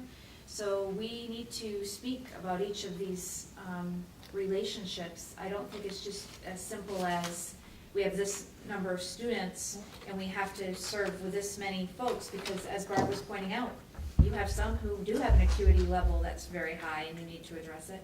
And you have others that are managing very well. So principals are very helpful in speaking directly with our nurses about what they're experiencing day to day. So we will continue that conversation. I've just got a quick question for Dawn and Richard. Is there ever a time when there's not a nurse that could go from one school to the other? If Richard doesn't have one, you have one? We just whet people's appetite for something down the road, a year or two. I think is another significant problem that I didn't bring up to the Administrative Council is chronic absenteeism. Mr. Tracy and I established 11 meetings last week for students at Hampden Academy. We had 11 meetings. 9 parents did not show up. By law, I delivered yesterday, to Chief Rogers, the letter that he will deliver, or Sergeant Stewart actually is going to deliver to the parents to basically bring them to court. We had one student that has missed 114 days. It's a major problem. So I don't know what the answer is, but somewhere down the road, you made me think of this half hour ago, John, a school health coordinator. Somehow you've got to get that connection, and Don is frustrated with that as well, Smith, because the parents don't come to the meeting. And the children, the students, obviously are having significant issues. I talked with the father last week on the phone. He was up in Quebec City crying because he can't get his son to school. So anyway, I just leave it at the chronic absenteeism is a major problem with students totally disengaged. A small number of children, a small number, 2,400, but still, there's a need there we need to address. So just kind of take that as a thought, and we can percolate it on our future. And I'd like to revisit one other thing. In addition to the nurse, another position in Article 5 that has had some discussion is the instructional coach position. Because we have been funding an instructional coach position through federal funds at a minimal level. And we need to decide if we are able in any way to move some of that position or have an interest in doing that into the budget, because if not, we don't have the federal funding this year to sustain what we currently have. So- Can someone explain what more to folks what that Sure, means? yeah, why don't we have Mary talk about that? What did you ask? What The it is? instructional coach, what does that mean to So RSU if you 22? think of a sports coach, they would be teaching people to get better, and they would be coaching or supporting people to get better. And it's the same kind of thing with an instructional coach. What the position holds is an opportunity to either go in and demonstrate effective strategies and instruction, an opportunity to observe and perhaps record what a teacher's doing, to provide feedback, an opportunity to pull people together. In our case, we've also had somebody that's really been can't say the word tonight, championing the national board certification process. We currently have 9 people right now doing that. That's one of the best professional development opportunities that we can do, and the fact that we have so many people successfully moving that way is in part due to the coach who's meeting with them on weekends, during vacation, at night, on a regular basis. The individual works with new teachers, works with people in content areas, and works with teachers who've been working for a while that perhaps might like or need a shot in the arm to continue to improve his or her practice. So it's a very valuable position. It's considered a teaching position. It is not administrative, it's a teaching position. And it really provides good support for our teaching staff here in RSU 22. In addition to helping the teachers teach our kids at a higher level of professional advancement, it's probably also I won't call it a recruiting tool, but from an RSU 22 culture, if we, do other schools have these positions? How do we compare to other schools, or does it put us ahead of other schools in that perspective? Well, actually, it would be great if we would add that, because most schools in the area and across the state have instructional coaches, and what we've had here has been just whatever we've been able to cobble together with federal funds. So it's considered a high quality support, and it's one that I have personally been trying to get into a better position for 3 years now. And we've seen lots of growth with a lot of teachers, and I would like to continue that and be able to move that into some of the local funding. That's currently in this number, correct? It's in our, I'm sorry? currently in the budget, We don't have the full amount. full amount? Mary, that's in addition to literacy coaches and math coaches, correct? We don't have any literacy. You don't have coaches. literacy coaches or math And we coaches? have 2 coaches in training. Coaches in training, okay. So there's no specific funds for that, but we would be looking for an individual in this position to continue to support the coaches in training and to also offer support in math, which, as we all know, is an area we need to be paying pretty close attention to right now. So if this was fully funded, are you looking at one person to take care of the whole district, or are you looking at somebody in each school? Right now, to get it off the ground, I'm looking at one person to be able to support folks within the district. So we have instructional coach, we have nurse, we have social work, we have some other items. I think Acadia, over the past 3 years, we've said the budget should be based on need and expenditure. We've done a pretty good job right-sizing. I think one of the things we've done, though, is we've eliminated what folks might have called contingencies in the past, that would cover these when they were unfunded. We would pay for them, and they'd show up as a prior year cost, and that's where we saw it change. I'm all for that approach. I think, however, our charge is to make sure that we prepare and package up a budget that can pass. So and that's fine, because if it doesn't, then nobody gets anything that we want. We're back to flat funding. So with that in mind, I think we need to take a look back at where we're at on the total local. Did we ever find out how we compare to other districts? Or are they far enough along to know? We don't have that comparison. Something I guess I've been struggling with, if other schools passed their budget in the first round because they didn't have an increase, because they didn't think they were getting additional funding, as we thought we weren't, and then because we failed, we got additional funding, so our budget actually went up our budget actually didn't necessarily go up. What happened is the local share went down. So why does it seem that ours went up But proportionally higher than perhaps other schools? If other schools are in the 6-7% range, why is it that we're in the 11? I don't think it's because of that. But can we look at other schools because of their local assessment? I think that Would it be almost impossible to compare? totally changed the landscape. Right, so what you had for the ability to make sure that we were keeping pace has sort of been blown up by the whole new form. Rob, I can tell you, I talked with, I won't name the school districts, but 2 districts in the greater Bangor area. I talked to the superintendents last week. What they did is what you mentioned earlier tonight. They did not have the state funding last year. They moved into the next year's budget. Both of those districts are coming in at a very, very conservative local increase of probably like 1 to 1.5%.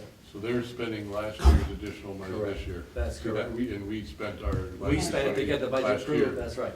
That explains so there are some schools that didn't. It'd be nice to know that. Correct. Because we, no good deed goes unpunished, because we actually spent the money now makes it look Yeah. proportionally higher this year. But I would still say, I think we need to revisit perhaps Article 9. It's the one that we've talked about catching up to multiple years of deferment on capital improvement. And maybe Alan have an emergency session or a conversation on the building committee to take another crack at Article 9. It's a $415,000 increase over last year. We have built in to that some improvements. And I'm not saying take it out altogether. I know we already had a strategy of moving that to the separate warrant article that asks permission of the voters to transfer in the capital reserve account. And that's a way to kind of take it out of Article 1 through 11, but keep it there, and then perhaps open up the ability for some of these other items to be put back or to be added back into the budget. I think at some point, though, if we're still looking at a 13-14% local, we're gonna be back here in July making these changes. So to avoid that, we need to be really, and we have been, I think, again, all the additional spots, unless truly a critical need, and that's where we're at right now, is we've been put at a disadvantage because of the funding formula change, at least as far as the landscape of local tax increase. And when you add that to the news of the water district passing along a 22% increase locally, I don't know if Winterport, it's a similar issue. It's just, at some point, the camel's back says enough is enough, and then we're faced with, I don't want to have 2 years in a row of a failed budget.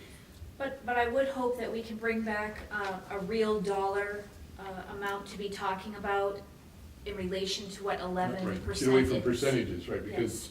Because I think that the 11% or the 13% is something that raises the eyebrows, of course, but what does that really mean to the bottom line? Something that I would like to look at too is the crossing guard. Can you see how many students would that even be affecting on those 2 streets? Sure. Oh, right, that's right, we had that conversation. And if it was to affect some, would it be possible just to get one of the buses to stop there? If the parents didn't feel comfortable having their child cross the street there, have them sit there and have one of the buses just stop? I mean, they're driving by. I'll look into what the I stops mean, if are. they would come out to the sidewalk, stop across the street, we'll have the bus stop, pick them up, take them to school. It's gotta be cheaper than that, higher across the street. Will do. So we'll still talk next week about Article 5 a little more, right? Oh, yes. Oh, we have, Yes. yeah, this was Yes. an intro, Just- right? So just remember, now next week, the goal for next week is after all the talk, we have to, it's that funnel. We started way up here, and all of a sudden it comes down, and next week we have to make a decision, because the next night we are recommending to the board of directors. Right. Oh. So percentages aside, the total dollar amount's around 1.1 million. Last year, we were around 900,000 in total increase, but it resulted in a $470,000 local increase. This year, we're at a $1.24 million local increase with a 1.1. It's totally upside down from prior years. So all that aside, I agree we need to look at what does it mean to, maybe on a, I know a lot of times we've seen that if the average, not the average, but if the cost to a home that has a valuation of blank, $100,000 would be an increase of blank. I think it's putting it into that language, and then saying in past years, this would have been blank and blank and blank. So that, again, that 6.5% that threw us off at the beginning has really, I think, set a tone for this year that is not much different than last year. You know, speaking of which, the funding that never was approved at the state level. Yes. Where are we at with that? I know you did an inquiry and you've been I read sending us articles. Yeah, okay, I read you that little paragraph last week. Here's my concern, and Rhea and I talked about that today. This is just my Rick Lyons opinion again, but having been around a while, you kind of get a hunch. I think you're gonna see about a 90% commitment to what was articulated in the 279. In other words, we had 203,000 new money.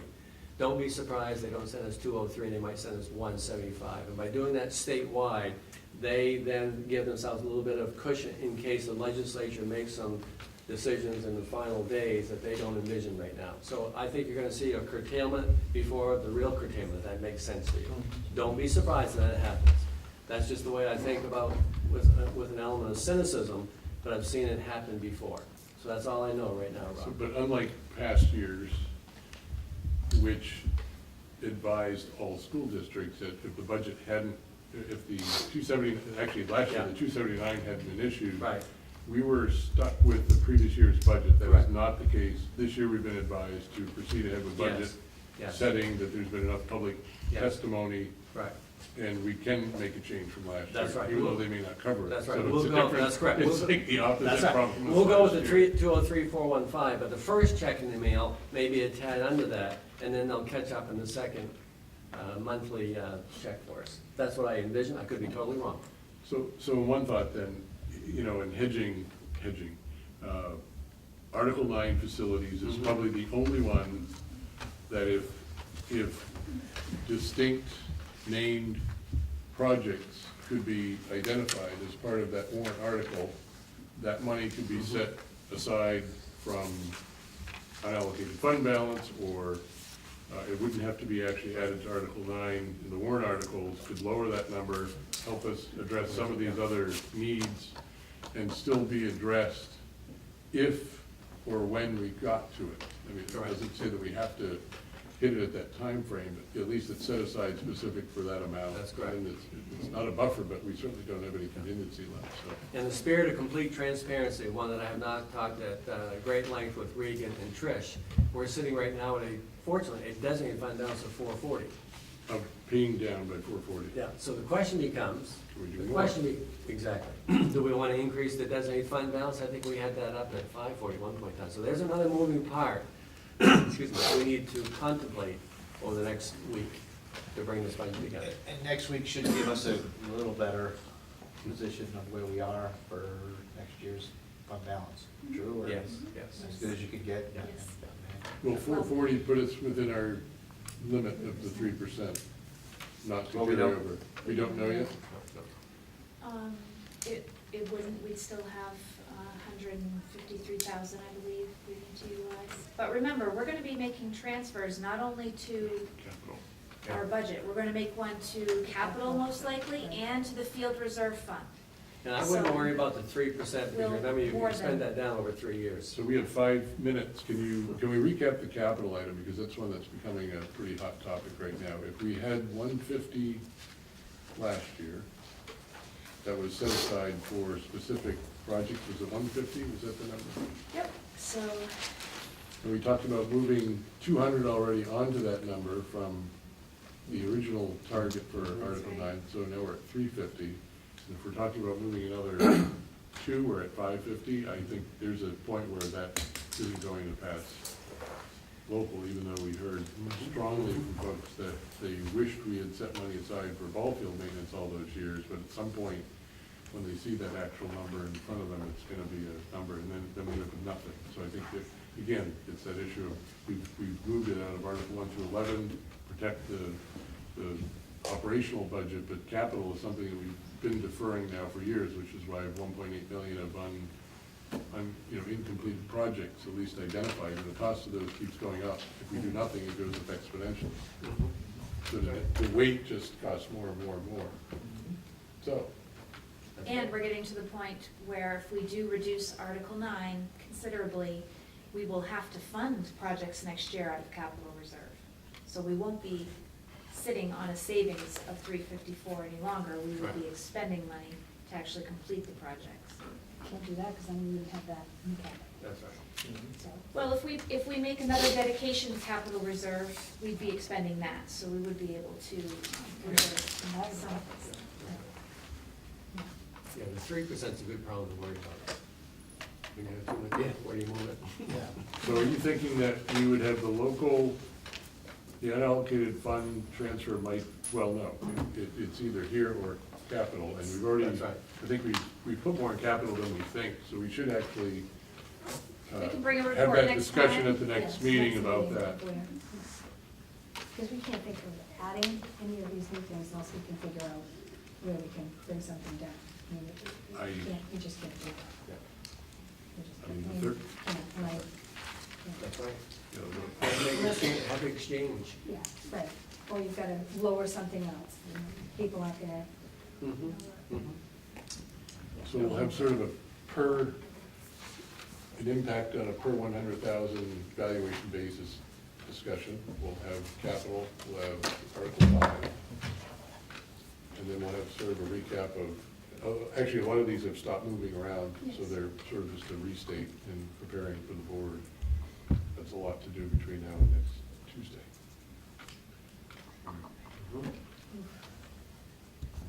All right, I think we're, The other thing I would say, Rob, is, I look at Jane, if you have any questions after this meeting tonight, by all means, give Trish, Regan, or me a call. We've covered a lot of territory tonight, we've thrown a lot of things we around. sure have. So if you think about, come back and say, what do you mean by that, or how these moving parts are interconnected?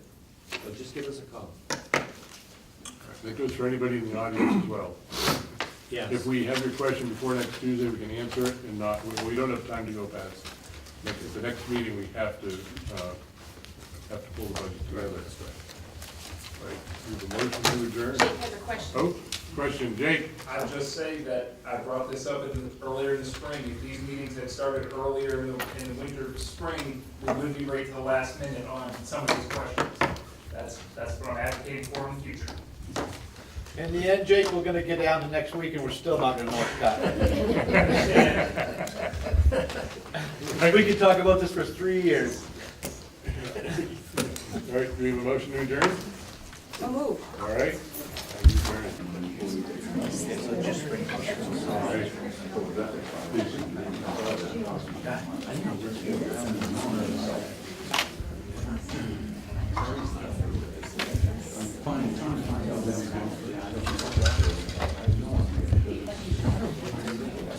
All right, we'll call the budget committee workshop meeting number 5 to order at 4:03, and we're handing out agendas.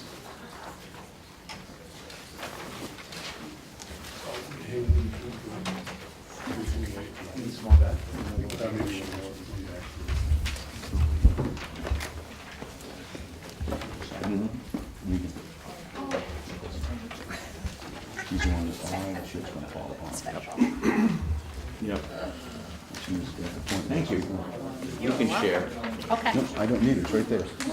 Anybody else You want? can see, I can see that. Oh, gosh, I'm sorry.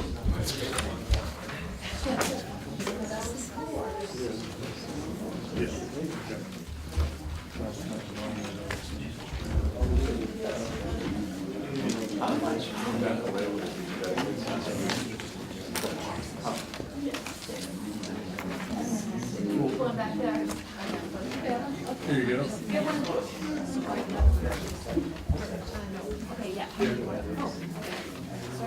So as we did at the last couple of meetings, we are handing out the summary sheet. That was actually meeting 5 workshop.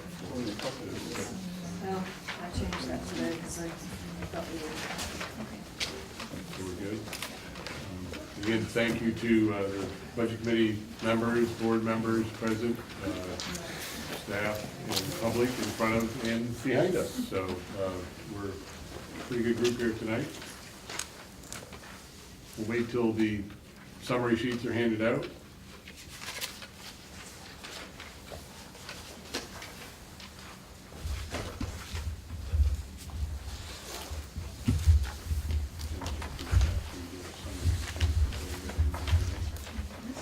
So as we've done at past meetings, we'll run down through the summary sheet, which is reflective of the prior budget workshops, noting any changes since the last meeting as a result of new information or numbers coming through, and then we'll switch over to Article 5, which is student and staff support.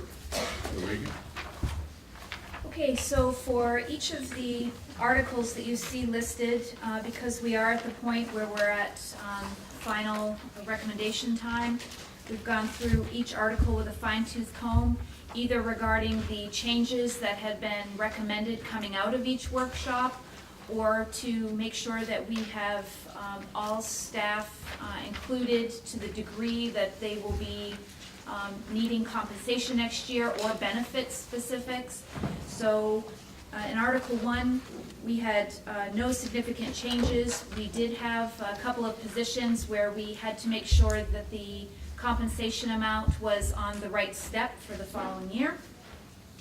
Article 2, we have not had any significant changes, though we did make a change of $1,500 for moving some instructional supplies into local entitlement money that we receive through special education. Article 3 is CTE money that flows to United Technology Center, and that money now flows directly to the center and no longer flows through RSU 22. Article 4, other instruction, that's co-curricular and athletic funds. We did not have any substantial changes there. Article 5, student and staff support. That will be the primary article that we discussed this evening. We do have new positions in that article. Article 6, system administration. We have no changes since our last workshop. Article 7, school administration, no changes. Article 8, transportation. We did make a minor change in transportation to reduce the cost of a used van from $10,000 to $5,000. Article 9 has had substantial reduction. This was something we've talked about at the past workshops, and we made the move. We were at $410,000 as a variance. We now see that we're down to $228,232.86. The means by which we made the reduction was to take the deferred maintenance that we had addressed going into our budget and make plans to have those projects proposed in our capital reserve line at the district budget meeting, in hopes that we can get approval to move forward on those items through the capital reserve fund. Article 10, debt service. We've had no changes in that article since workshop. And Article 11, all other expenses, which for RSU 22 includes school nutrition funding only. We have made a substantial change there to remove the school nutrition funding that we dedicated to the budget. Last year was the first fiscal year in which we dedicated local funds to the school nutrition program. The program has continued to perform quite well. And we feel as though if we utilize the money that was dedicated in the FY18 budget, that we will be able to make it through next year, as long as the facilities is able to address the equipment needs that the kitchens may have, and we have retained enough in Article 9 to do that. So as you can see, we've had some changes there that bring us to $963,119.61 as a variance over the FY18 budget, coming in at a 3.11 gross increase. So before we go into 5, it's gonna, on Article 2, you have the worksheet from May 8th for that line item. Andy. Let me get that and pull it up for you.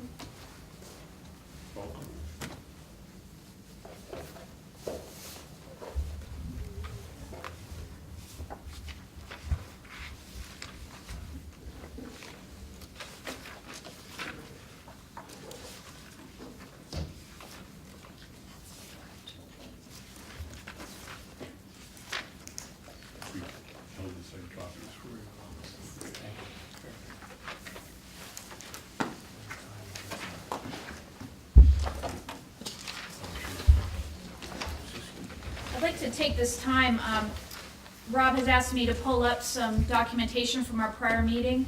We do have a budget information tab on our district website, and we are posting the information from each of our workshop sessions on this. So I'm gonna go into the website link, and you're interested in the summary? So,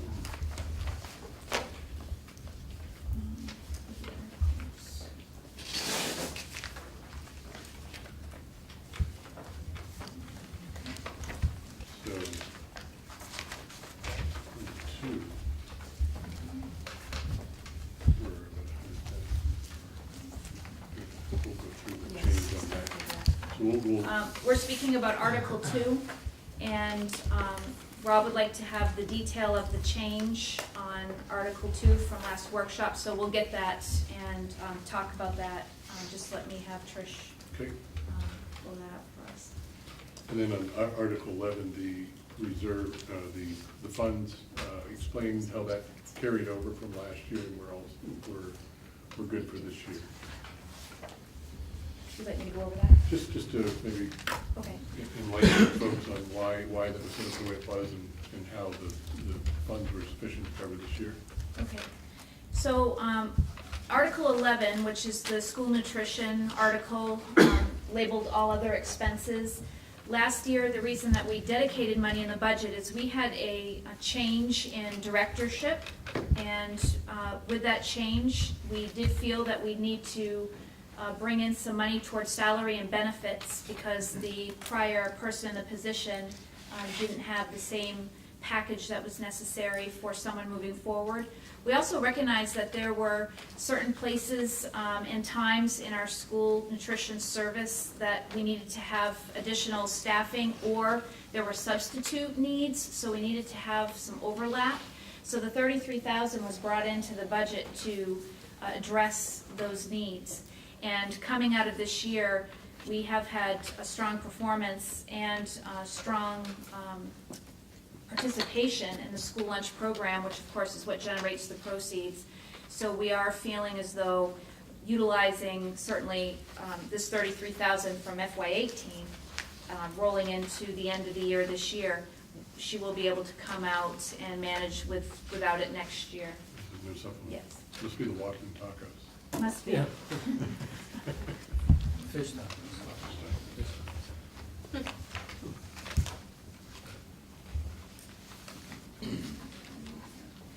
Okay. Article 2, and we can come back to that if you want. Yeah, If we that call would be- Go to Article 5.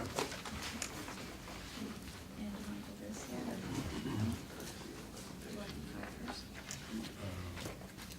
Yeah, usually do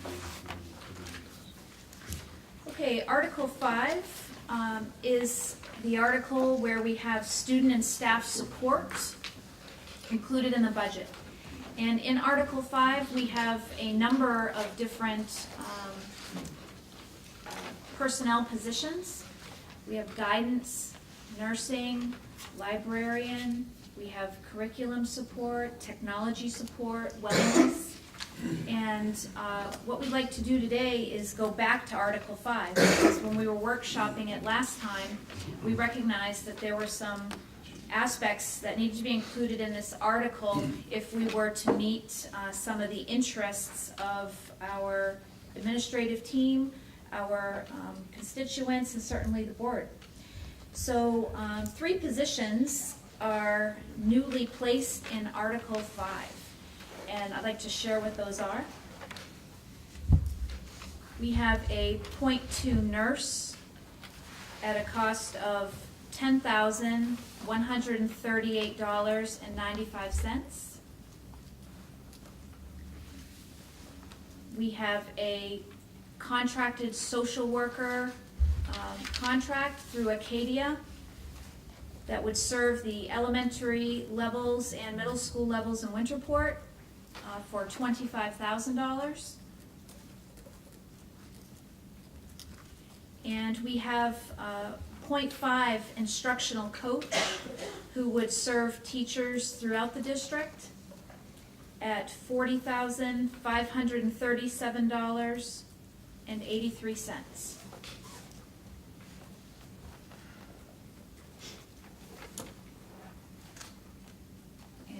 ahead and pull up some information about Article 5.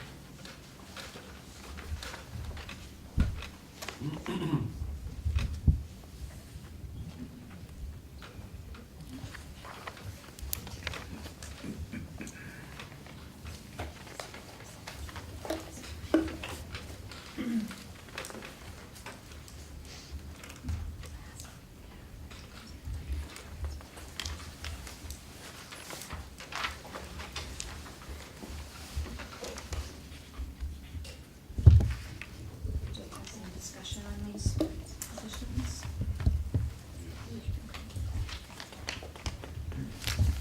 So I'd like to have us take this time to certainly take any questions regarding those positions being placed in Article 5.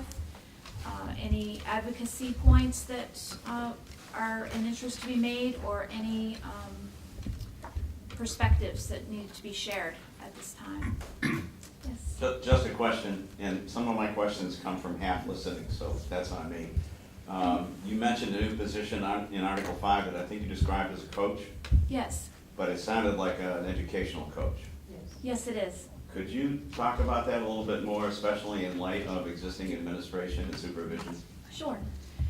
So an instructional coach is actually considered to be a teacher of teachers. So it's categorized as a teaching position. And we currently have a person right now who is on stipend and some federal money who assists new teachers. The state requires that we offer mentorship and support to teachers new to the district.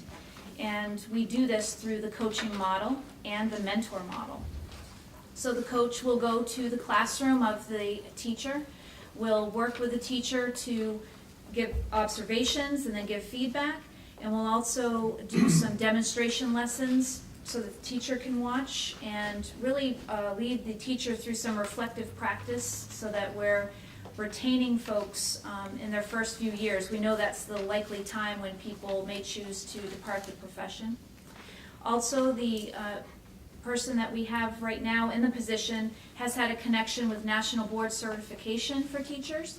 And so this person actually has helped to assist 9 current teachers become enrolled with National Board Certification efforts. So we're trying to build capacity by having folks get involved with that program. And we're interested in moving this program further because RSU 22 is one of the only regional school districts, certainly of our size, that does not have a budgeted instructional coach. And then I'd like to ask Mary Giard to speak further if there are other details you'd like to add about it. Sure. One of the things that we've done over the past few weeks is to elicit some testimonials from teachers here in RSU 22 and the benefits that they've had. And I have 6 pages of them, but I'll just read a couple for you. I'll do one, and this is from a high school teacher. And the person wrote, last year I decided to start the process for my national board certification with an already full schedule. The 200 or so pages of instruction and reference pages were daunting to say the least. It was difficult to know how to begin. With group coaching lessons, the person helped to sort out where to begin. The sheer fact that we had scheduled afternoon each week kept me focused on track. This year, my year has become even busier and I've not been able to meet in person many times. She adjusted and coached via email, keeping me focused and answering all my questions. Since I'm in a position that when I'm not working, I'm working on my national boards and have almost no personal time, I may have quit the process if she had not kept cheering me on. I hope other teachers are able to experience the process in this way. From a new teacher. Whoops, sorry, I'm having technical issues here. Instructional coaching was a huge part of my success during my first few years as a teacher and in RSU 22.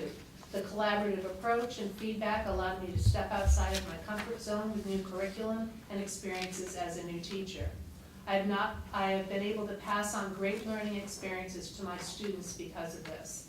The process of instructional coaching also encouraged me to take more steps as a teacher leader myself.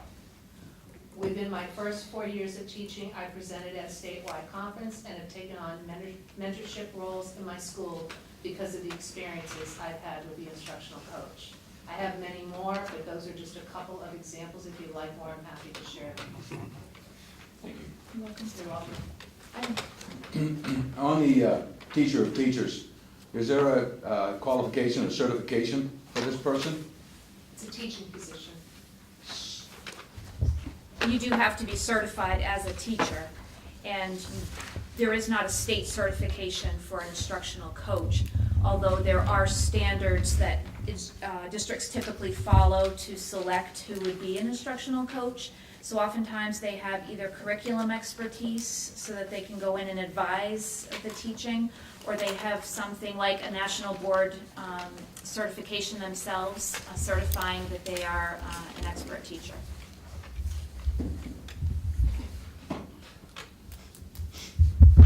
Go ahead. I've got another question on, you mentioned on it, a social worker Yes. that comes in. You didn't mention anything about time. It's full-time. It's full-time? One full-time equivalent. We're gonna be doing that through contracted services with Acadia Hospital.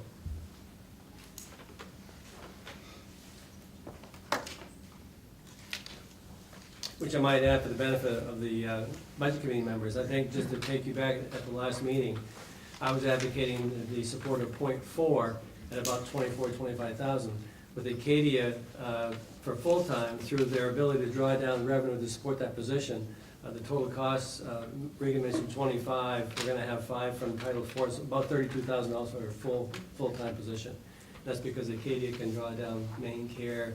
I'm kind of getting lost there a little bit. Maybe you can help me, Amanda. Main care, other sources of revenue that they can draw down and support that would be. So I think it's a shared, they bill some main care and they also bill some, the school for Thank you. traditional Yeah, schools. thank you. So that's a full-time position to be housed at the Smith Elementary and Wagner Middle. Excuse me. Marie, when we talked about the teaching position at the last session, what do other schools have in, I guess, competing or similar districts for that instructional coach?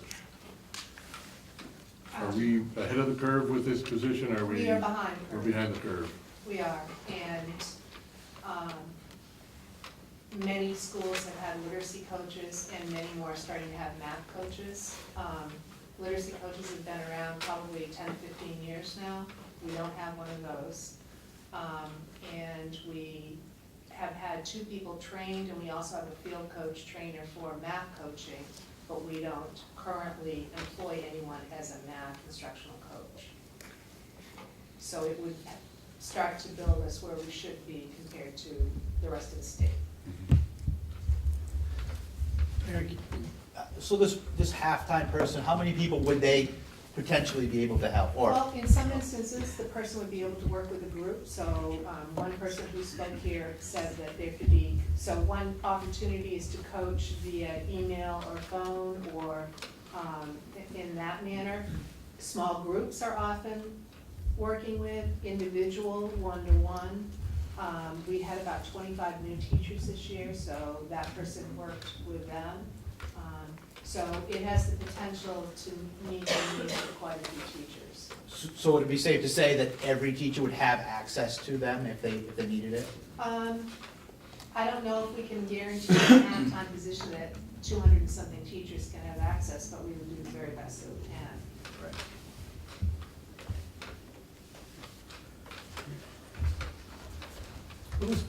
What does .2 hours for the nurse actually translate to in terms of time, hours?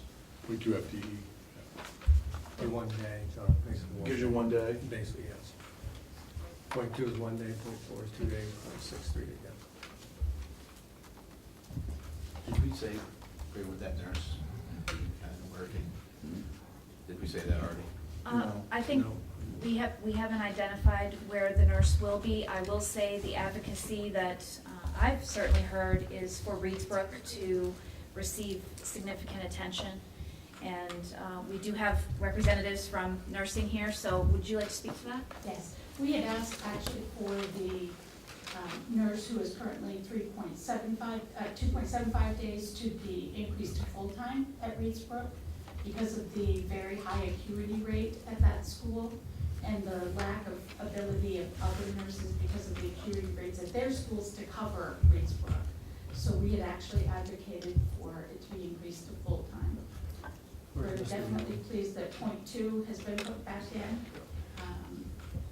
Mr. Rudy, you want to speak? I'm sorry, Bobby. Okay, thank you. Mr. Rudy, you want to speak to that? No? Well, currently,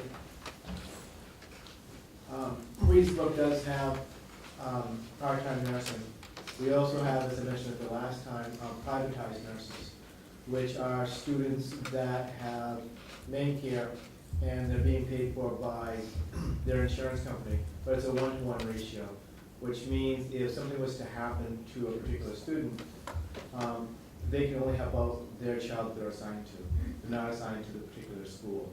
And sometimes they're not available, and there are times in which we have to call over to HA, and HA has been very good at the response rates and being able to come over. Okay. Thank you, Don.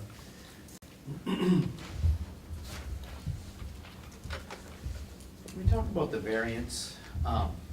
So the variance that we're seeing this week is actually less than what we saw last week, but we added 75,000. Can you talk about what happened to Yes, make that work? in Article 5, we had an additional time assigned to an instructional coach when we were doing pre-planning long ago, and it wasn't all removed. So when we went back through, we realized that. So we had that money that we could allot differently toward the priorities that were coming clear from our workshops. And so that is why the variance is less So we than. really didn't add anything for that, we just. Actually, it's less. Article 2 there was no change in positions, it was actually, you can explain the Yes, detail on that. so in The Article 2, 115,000. the shift that occurred was because of what I'll call, I don't know if we want to call it technology or us. We had a couple of broken links in the spreadsheet. So a couple of staff members showed as being present in the budget, and their amounts were there, but the calculations weren't pulling in the data. So Trish has gone through every single employee and all of their links for both salary and benefits to verify, and special education, Article 2 did have 2 employees that had broken links. So that's the change there.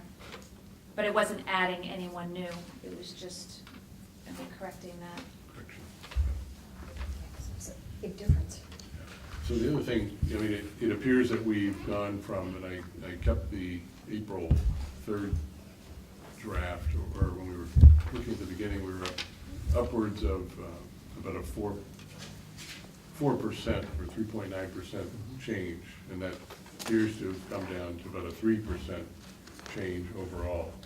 A couple of the other school districts have been careful to share that although the number may seem less than last year, Article 3, by pulling out Article 3, you're actually comparing this year's budget, not directly, if you will, to last year's budget, but you're comparing it to last year's budget as if it didn't have Article 3, because that money no longer passes through. If you do that calculation, we're about 4.4% higher on those categories that remain. Again, CT is now a pass-through, and if you recall, was it 10 or 50,000 in transportation that shifted? 50,000. 50,000 was stranded for cost for the CTE program that ended up in our transportation. Actually, on the transportation, how does it work with, we have intra-school, we have field trip, and we have athletic, I guess extracurricular. How do those all mesh together now? How are they covered? Are there any that are covered by outside sources or funds, or? Okay.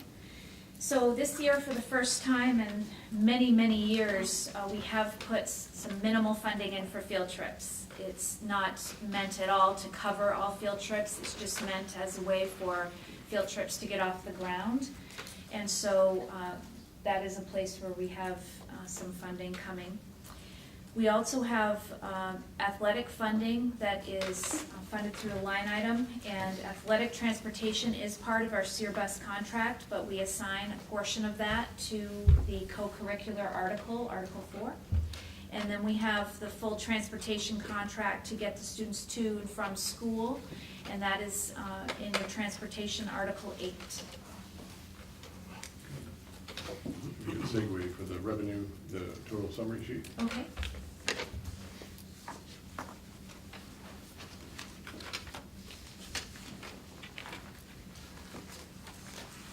So, Heath, if we back out CT for FY18, it's about a 30,580,000, and if we compare that to the 31,900,000, that gives us that, it's actually about a $1.3 million increase compared to last year with CT pulled out. So it's still a substantial, actually it's about the same increase as it was last year. You know, we kept looking back at prior years for expenditure based and what were the changes, and many of those are in the Article 1, 2, 4, and 5 on the student and staff support. The one that we thought we would be adding to, that we pulled back to, is facilities. We started with a target of, I think, 600,000, and that's down to 228. It looks like transportation went down from last time also. Went down slightly by, 10,000? because of the used van expectation from 10 to 5. Okay. Purchase of a van, is that the difference? The 5? Yes. Okay, Yeah. the crossing guard we discussed last week. Yeah. There are actually some other positions I'd like to review as we go into the summary sheet. Honestly, Nate, I'm wondering if you can come help that. Okay. I'm trying to figure it out. I'm sure it's simple. Okay. So as we move into the summary sheet, you will see that our budget has decreased, and I'd like to go over some of the additional reasons why as to specific positions. The Administrative Council worked really hard to come up with ways that we could be creative and try not to affect students and teachers directly, and still provide the service, the supplies, the opportunities that we know are best. So the targets that they've come in are a $2,000 reduction to a curriculum textbook line, that would be Article 5. A $14,000 reduction in alternative ed. We have off-site contracted alternative ed, and we looked closely at the placements that we have, talked about some procedures that we typically use to determine placements, and we feel we can continue to do those as we know is best, but cut back on that by $14,000. We do have dues and fees at the high school. We are reducing by $5,000. Those are dues and fees related to the NEASC visit that will be coming.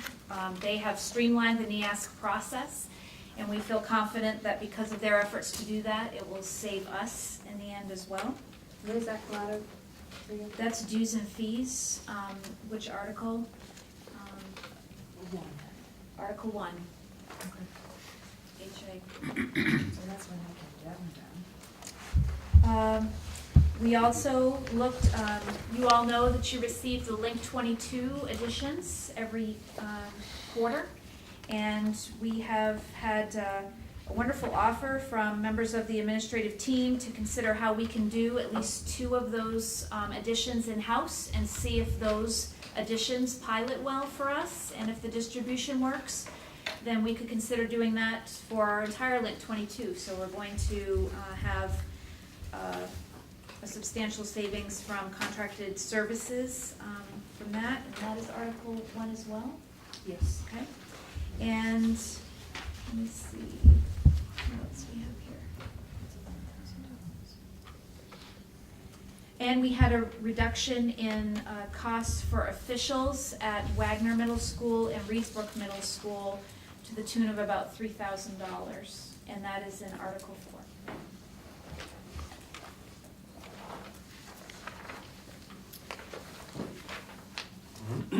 the crossing guard, we did talk about that. The plan is that the crosswalk will eventually have lighted beacons. That is the plan for the future.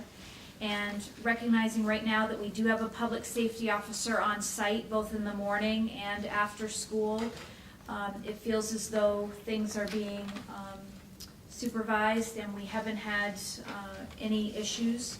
Of course, we know that we need to keep our eye on this project, because if that is not what is going to happen, and do you have something to add? Okay, good. Yeah, that should go forward this summer. Oh, great. The water main is due to start in early June, and the crosswalk with the flashing beacon was added to that. There's actually gonna be two, one at the Cottage Street, and one at the driveway to the Kiwanis, at the Irving, so.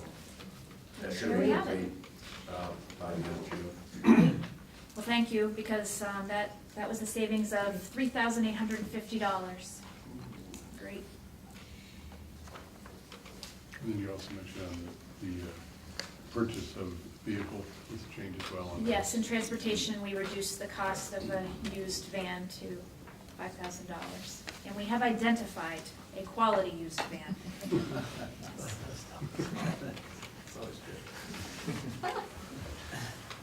Special. Okay, so we'll go over the summary sheet.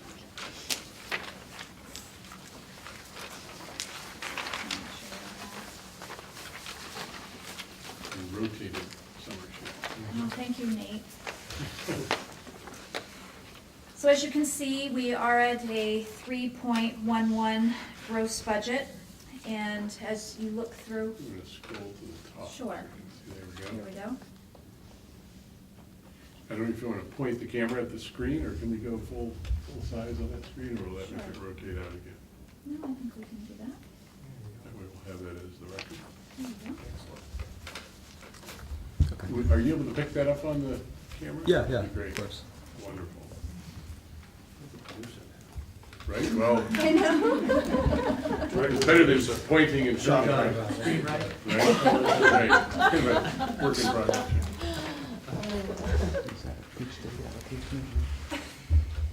So as we've discussed at several of our workshops, the theme this year is that the money coming in from the state, certainly we have received additional money over FY18, but the increase was slight.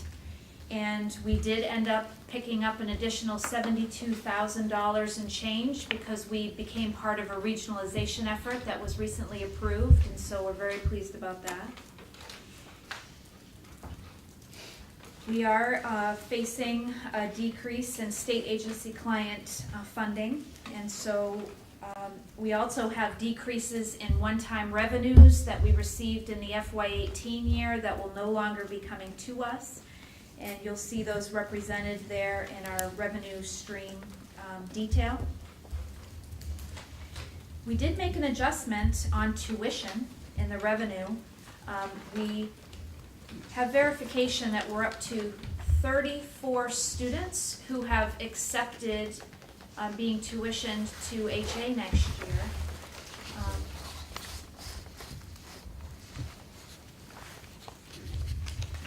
However, we're cautious because these are teenagers who can change their minds.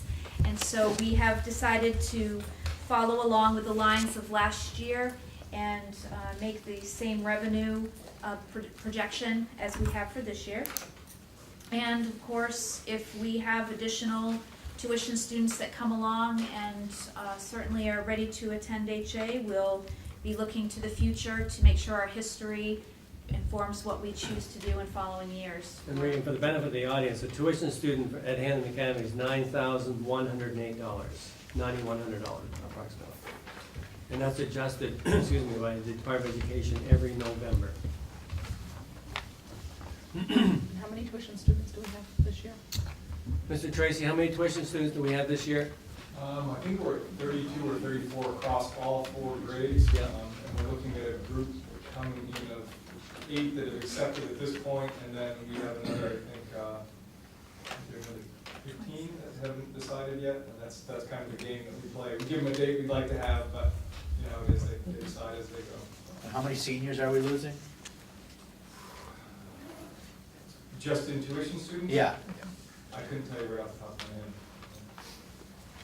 Mr. Raymond, that's been pretty consistent in the low 30s over the last 2 or 3 years, has it not? Yes. Yeah, we've been like 32, 33, 34 in through there.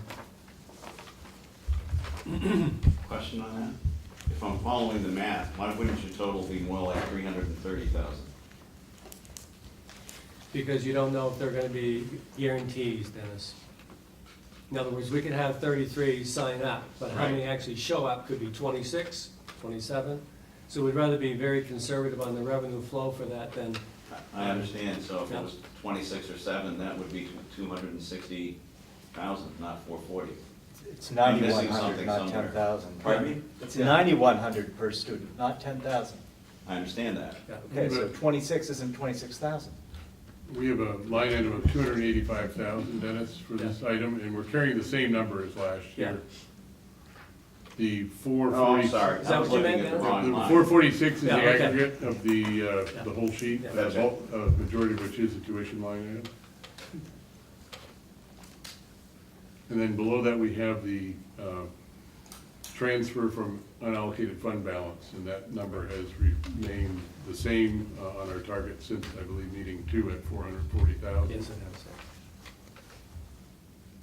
has. Where, on that note, where do we stand with that transfer? Will that, well, in addition to any transfer to capital, are we going to be within or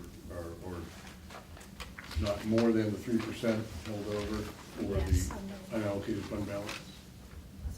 So with the capital reserve transfers that we are intending to request this year, because of the need for us banking for the immediate projects plus deferred maintenance, we will certainly be well below the 3% of maintenance of capital fund balance. This 440 added to the transfer to capital reserve, which we will be projecting very soon. And then also with the field reserve fund that we aim to fund each year, we will be well below, not well below 3%, but certainly below.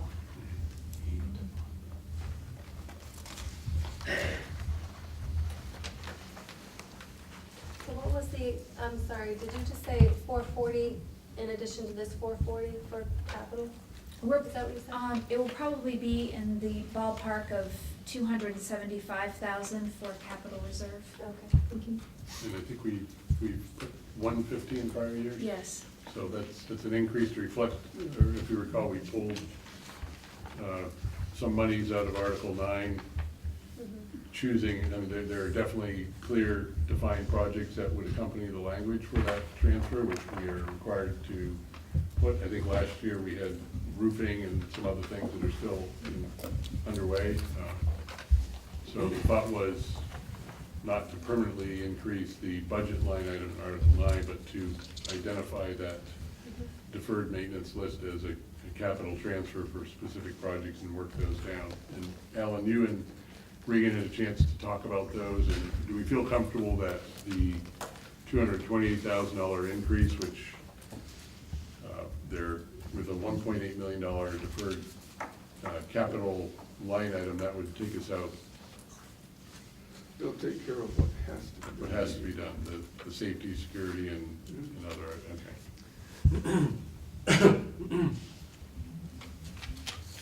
So that puts us at a total of 3.11 increase on total revenue increase.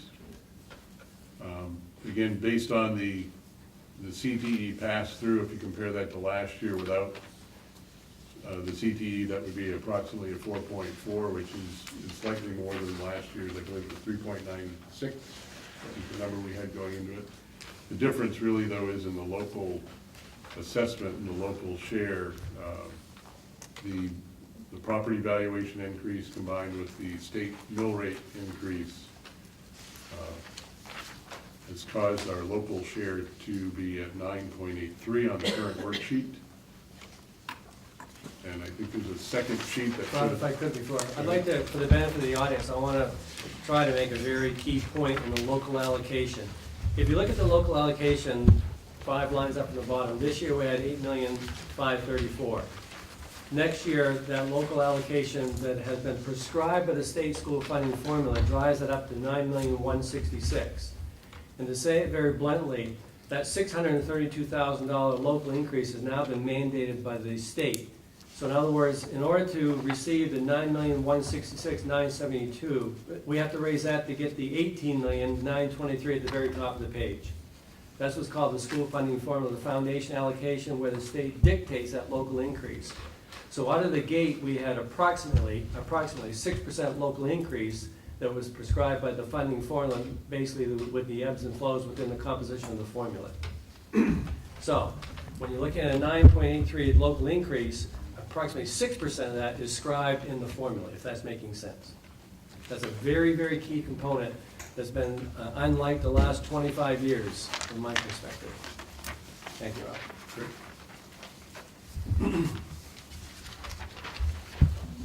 All right, so the second is known as Table 4 that shows the breakdown of the cost sharing formula by community.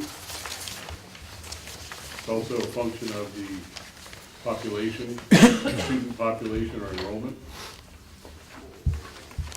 And those are based on information provided to the state, and we talked about that, I believe, on workshop meeting 1 or 2, and how those report out, and how sometimes they differ from maybe what we know as total student, if you will. I don't know if it counts tuition or if it's just from those sending communities. Could you describe how that ends up on the ED 279s? So pupil count is determined now once a year. We used to have an average over a twice in a year count, and that has shifted. And this pupil count comes from all students who are enrolled in the schools. And so we are getting subsidy not only for our students in K through 12 programming, but we also receive subsidy for our pre-K students who attend each of our programs in 3 towns. Is there anything you'd like to add about that? So the other thing, just to amplify, again, showing you how the ebbs and flows of the formula, they used to average the enrollment over 3 years. That now has been compressed to average it over 2 years, taken only once each year, as we can just mention. So that driving factor, as Rod's pointing out, is your student count and also your property valuation. Those are the 2 key components that drive school funding in the simplest ways. Well, that basically means that it's a little more volatile than in years past. Absolutely. So when things like valuation, mill rate, and student population, every year I see if this doesn't change moving forward, we're gonna see shifts in just maintenance of last year's budget will result in some change before we even talk about That's correct. this year. That's exactly right.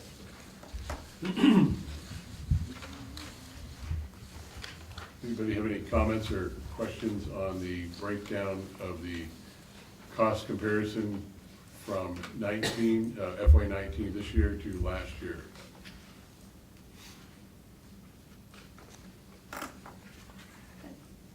Yeah, perhaps you can straighten me out. You might have talked on this, Rob, but I perhaps didn't hear it. I'm kind of confused about Article 3 CTE. That's, is what I understand, that's just a flow-through. State monies come in, state monies go out? Mostly. It used to include the cost of transportation for that program as well, and that is not covered by the state. That's my understanding, that Yes. they're paying for the CTE instruction, but the transportation costs, which were covered under that category, we've now moved we call them stranded costs. It's about $50,000 a year that moved into our transportation line item, getting the students back and forth to that program. Well, further on, you're showing a decrease this year of almost 400,000, which you're putting in your variances, but I don't see it on the revenue side. It's not going directly to UTC, right? It goes directly to UTC item. I know, but in the past, haven't you received it and then sent it to UTC? Yes. Initially, you're not. We're not gonna receive it now. It's gonna go from the state directly to them. In prior years, it's come to us and then we give it to UTC. Right, but you're still not losing 392,000. Yes, we are. They don't give it to us. They're though. not. So we never see that money. Before we saw it. And it went out. Right. Right, this year, Right. but it was in that It was balance. a wash, right. It was a wash. Yeah. This year, you're showing it as a loss. Well, there's a loss in terms of a revenue loss, but There's it's no not revenue showing loss on that I the see in here expense. for that. There's an expense here that you're showing a decrease, which would obviously increase your expenses more. Right, and that was what I brought up at the beginning. If you factor out the CTE, the change is not 963,000 compared to last year. It is in the gross budget number, but it's actually a $1.35 million increase over last year, if you didn't have CTE in last year. That's that 4.4% Right. local change. He's agreeing with you. Yes, we're agreeing. Yeah, Yeah. sorry, yeah, you're right. Yeah, our task to look at Article 1 through 11 is in each community, I think, has messaged it a little differently. Some have actually made a special sort of a presentation as sort of a precursor to going through Article 1 to 11 to explain what happened with CT. It's the same throughout the state, and we are planning on doing the same, and we're going to highlight the fact that, folks, when you look at the numbers, you have to back them out of last year to do an apples-to-apples comparison of the budget increase. So even though from a total Article 1 through 11 standpoint, you're absolutely right, it appears to be 963, the number I have is 1.355 million. Back it up. We can't just delete it though, because it was there last year, so we're comparing to last year's number. But the numbers we would talk about over a cup of coffee, and I appreciate what you shared, would also affect the net increase upwards of 10%, I think, rather than 9.83. Yeah, because he's talking like the 1.2. Absolutely. Yes. Okay. Can we touch on, just for review, the impact of workman's comp and what that's done to this budget? Yes. So Heath just asked us to speak to workman's comp and the impact that that's had. Just to let everyone know, workman's comp, you certainly are paying workman's comp rates based on your rating. And our rating has had an issue going into next year. We are facing an increase in workers' comp across all positions to the tune of about $65,000. This is due to a few issues.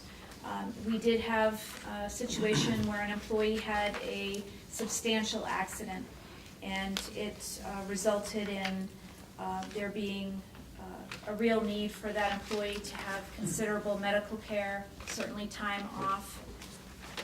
And we've also had another issue where we had an injury of an employee who also needed to have time off and medical care, was able to return to work.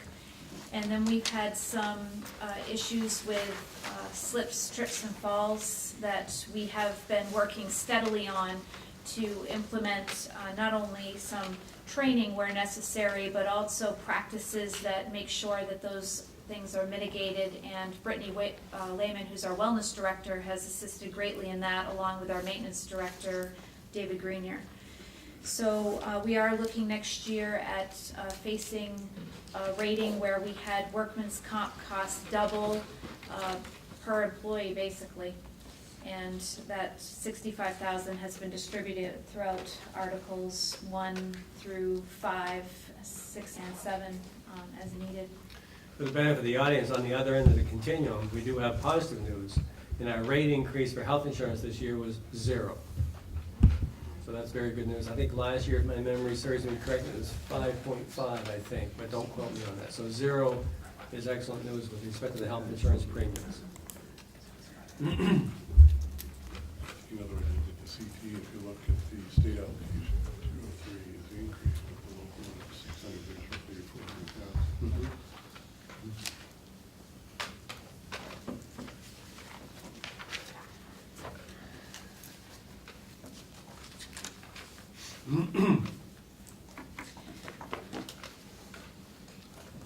So I I think as we move forward in this meeting, what we are looking for is the Budget Committee's pleasure on making a recommendation to the school board tomorrow night regarding where our budget should sit.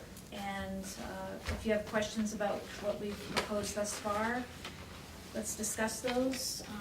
I think one thing Rick should point out, just for the benefit of the municipal people that are here, is that the state, through the funding formula, has mandated about a 6% increase in their local share. Yes. And if we attempt to manipulate the budget to lower that share, Yes. the state will take back dollar for dollar. That's every exactly piece we right. give. That's exactly right. It's no more complicated than that. If we don't raise that, you lose dollar for dollar state money.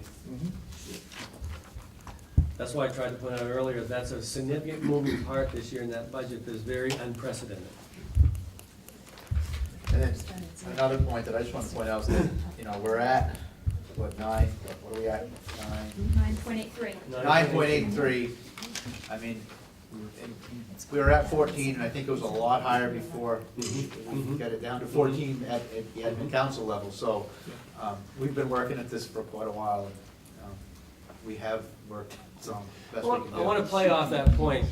The Administrative Council, as Ray alluded to earlier, had a very sincere conversation today and over the last few weeks. I just want to alert the Budget Committee that over the next few months, we're going to be looking at ways to do things differently, streamline things in a more fiscally responsible way, and hopefully enhance services. In other words, we're looking at retooling or remodeling some offerings that districts have for a number of years, and maybe examining better ways to do that in a more cost-effective way. So you'll be hearing more from us in the next 5 or 6 months, because as I've indicated to the Budget Committee before, with my high degree of cynicism, next year's budget, if CDS comes to fruition and more changes in the school funding formula, we'll be in public school fiscal times that's going to be extremely unprecedented. So I'm just trying to keep informing that we need to be ready for that. So we need to hit the ground running after we have this budget done, that constant work to do the budget and the delivery of services in a more effective way, cost-wise, and also programmatic-wise, if that's making sense. And then there's also on the warrant, and the notice that goes out prior to the budget meeting, there's also adult ed that shows up on the line item. That's correct. Where we talked about that at the last meeting? Yes, we did. Just maybe a recap for the municipal guests, where we're at with that one. I have another item to look at too on this summary sheet. If you look at the top where it talks about state allocation, and this is the first thing that came across our desk from the ED 279. The state allocation, if you look at it, appears to have gone up. It has gone up by $203,000. Then if you go down to the top line of the assessment and the local allocation, you'll see that the local allocation has gone up by $632,000.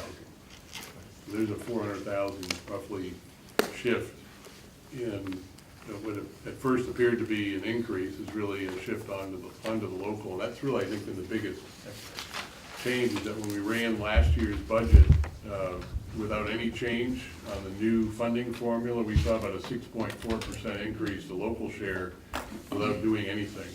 And as Heath alluded to, when we started with I'll call it not even a wish list, it was sort of an understanding of where things are going. We're up over 21% increase at local share. We started our first budget workshop meeting at 14.2%. We're down to 9.8. I can't believe, I didn't think we'd see anything under 10. And clearly the one that took the biggest hit, I think, was the capital improvements, which just really spread those deferred maintenance projects back out from a 3-year cycle to over 8 years again. So it's pretty close to deferred except for safety items. Here's your adult ed one, Rob. Oh, here's the adult ed. Yeah. Ivan had another question. Oh, Ivan, yes. Yeah, I'm assuming in the facilities, you've got the probably $100,000+ shoved in there for the new turf field. Well, next year, we're only going to be having to make an interest payment, but we do have that in there. Okay, and what about funding for future years? Are you setting a capital aside for that, for another $100,000? Is that in here too, or are we doing nothing? We're not doing nothing. We do have the field reserve fund, and so when we go to district budget meeting, we will be asking the community to put money from our unallocated fund balance in there. We also are starting the capital campaign to raise money through the signage program, to put money through that every year with sponsorships. And then our group is continuing to brainstorm ideas of how we can get that flow to be generated very, I'd say consistently is what we're looking for. Maybe Mr. Tracy, Mr. Rainey might want to speak to that. Maybe Nick, you personally, you might want to just inform the group, the work that you did with Coca-Cola to bring that revenue stream in. Yeah, we signed a 7-year contract with Coca-Cola, $9,100 a year to be exclusive Coke supplier for the high school, and with Kathy Kittredge, school nutrition. And how much is that interest payment, Regan? Approximately. 7,000. What was that? Just a little over 7,000. A little over 7,000. 7,000, so it's not near the 100,000 mark. Yeah. Thank you for that.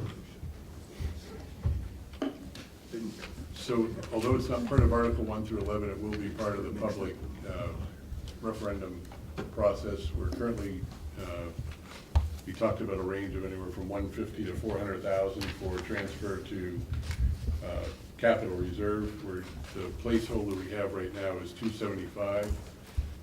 Procedurally, I guess that's been a number that kind of flowed through from years past. We didn't cover it under the Article 1 through 11.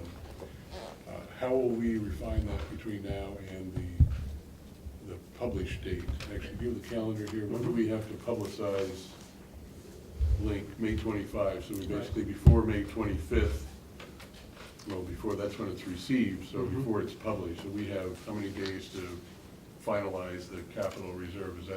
Is tonight the night we have to finalize that item as well? I don't know if we've done We don't have much time because of the approval that needs to happen to the warrants before they get sent out. That's So- every warrant. Right, Yeah. so we actually will need to be deciding on the fine tune of those this week. So maybe a conversation about the capital reserve transfer, current balance, and some of the types of projects that would cover would be a good conversation to make sure we're hitting those.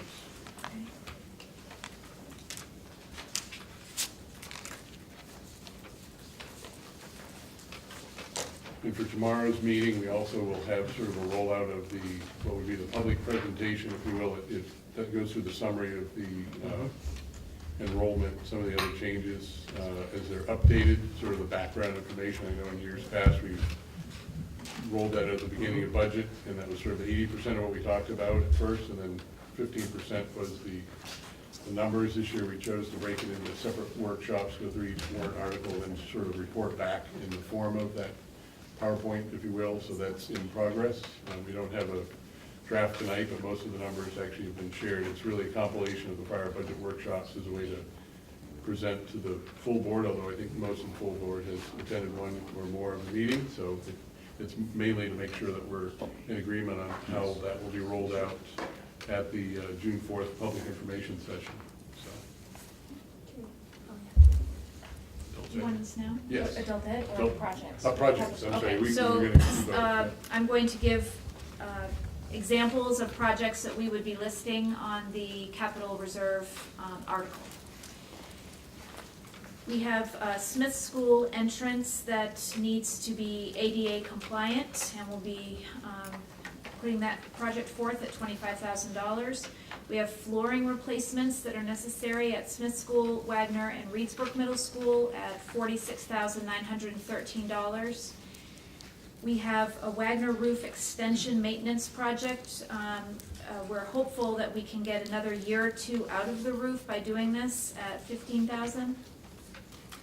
We have numerous paving projects at various prices, anywhere from $13,133 to $8,368, for instance. Speed bump improvements on the Hampden campus, and any of you that have traveled along the roads, you know. That's $10,000. We also... Not to make them faster, just to make them easier to go over. Yes.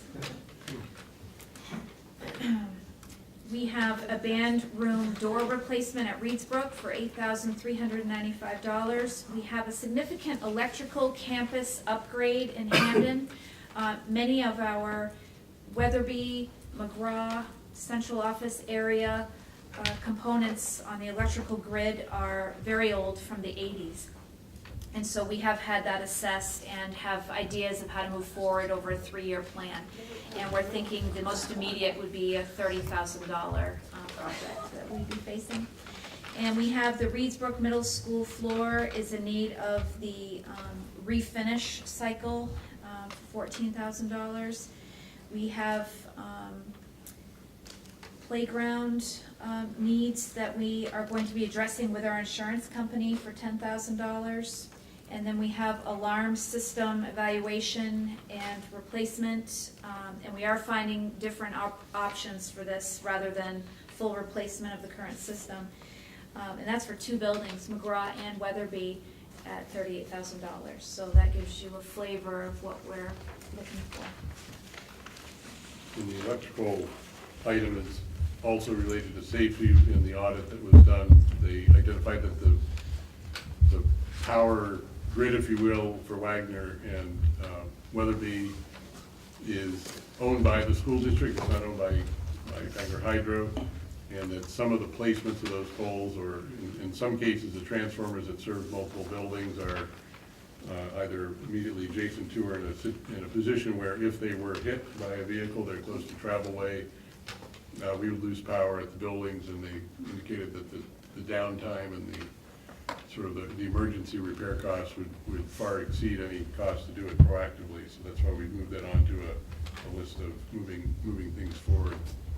Adam, Alan, did you have any other items to add related to that as we look? We really, this year, as required by our charge of building committee, we walked all campuses on multiple days and kind of pulled together a list, compared that against some previous lists that had been done by folks from a capital needs assessment standpoint, and in the cases where they hadn't been ticked off yet, usually the condition hadn't improved. It had become more severe, and again, we tried to break that down into categories that were aligning with either safety issues or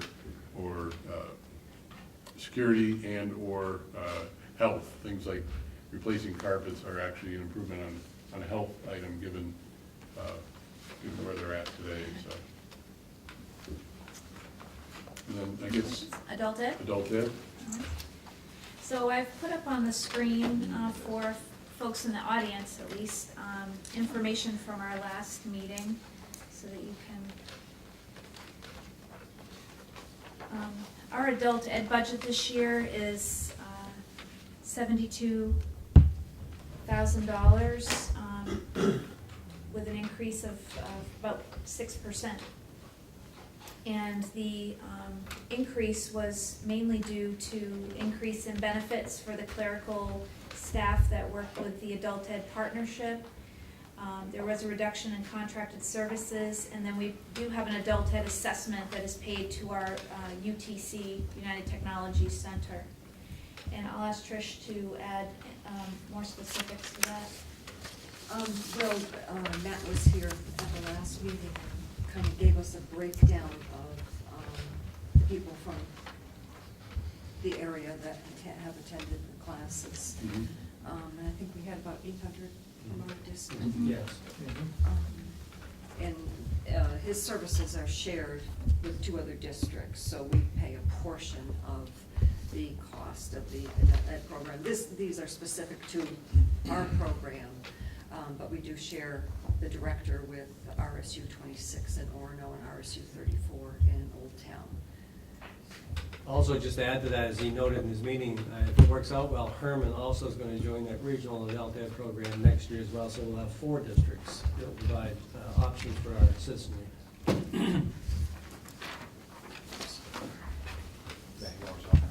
Oh, absolutely. You're on their own. You're not surprised by that, are you? I was just passing out the timeline, Rob, that people should be reminded to. You should have those dates in your calendar. Excuse me.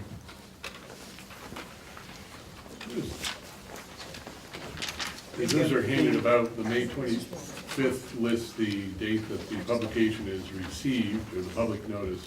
When does that print? When is the deadline for print? Deadline for print Is is. it the 17th-ish? No, it's the 22nd. 22nd, yeah. Regan, you might want to go back for the benefit of the audience and talk about regionalization, where we picked up approximately $72,000 at the end. That was, might want to mention that. Because when we started out with the budget process, we didn't have that 72,000, remember? That was the regionalization. So, the state let school districts know, probably in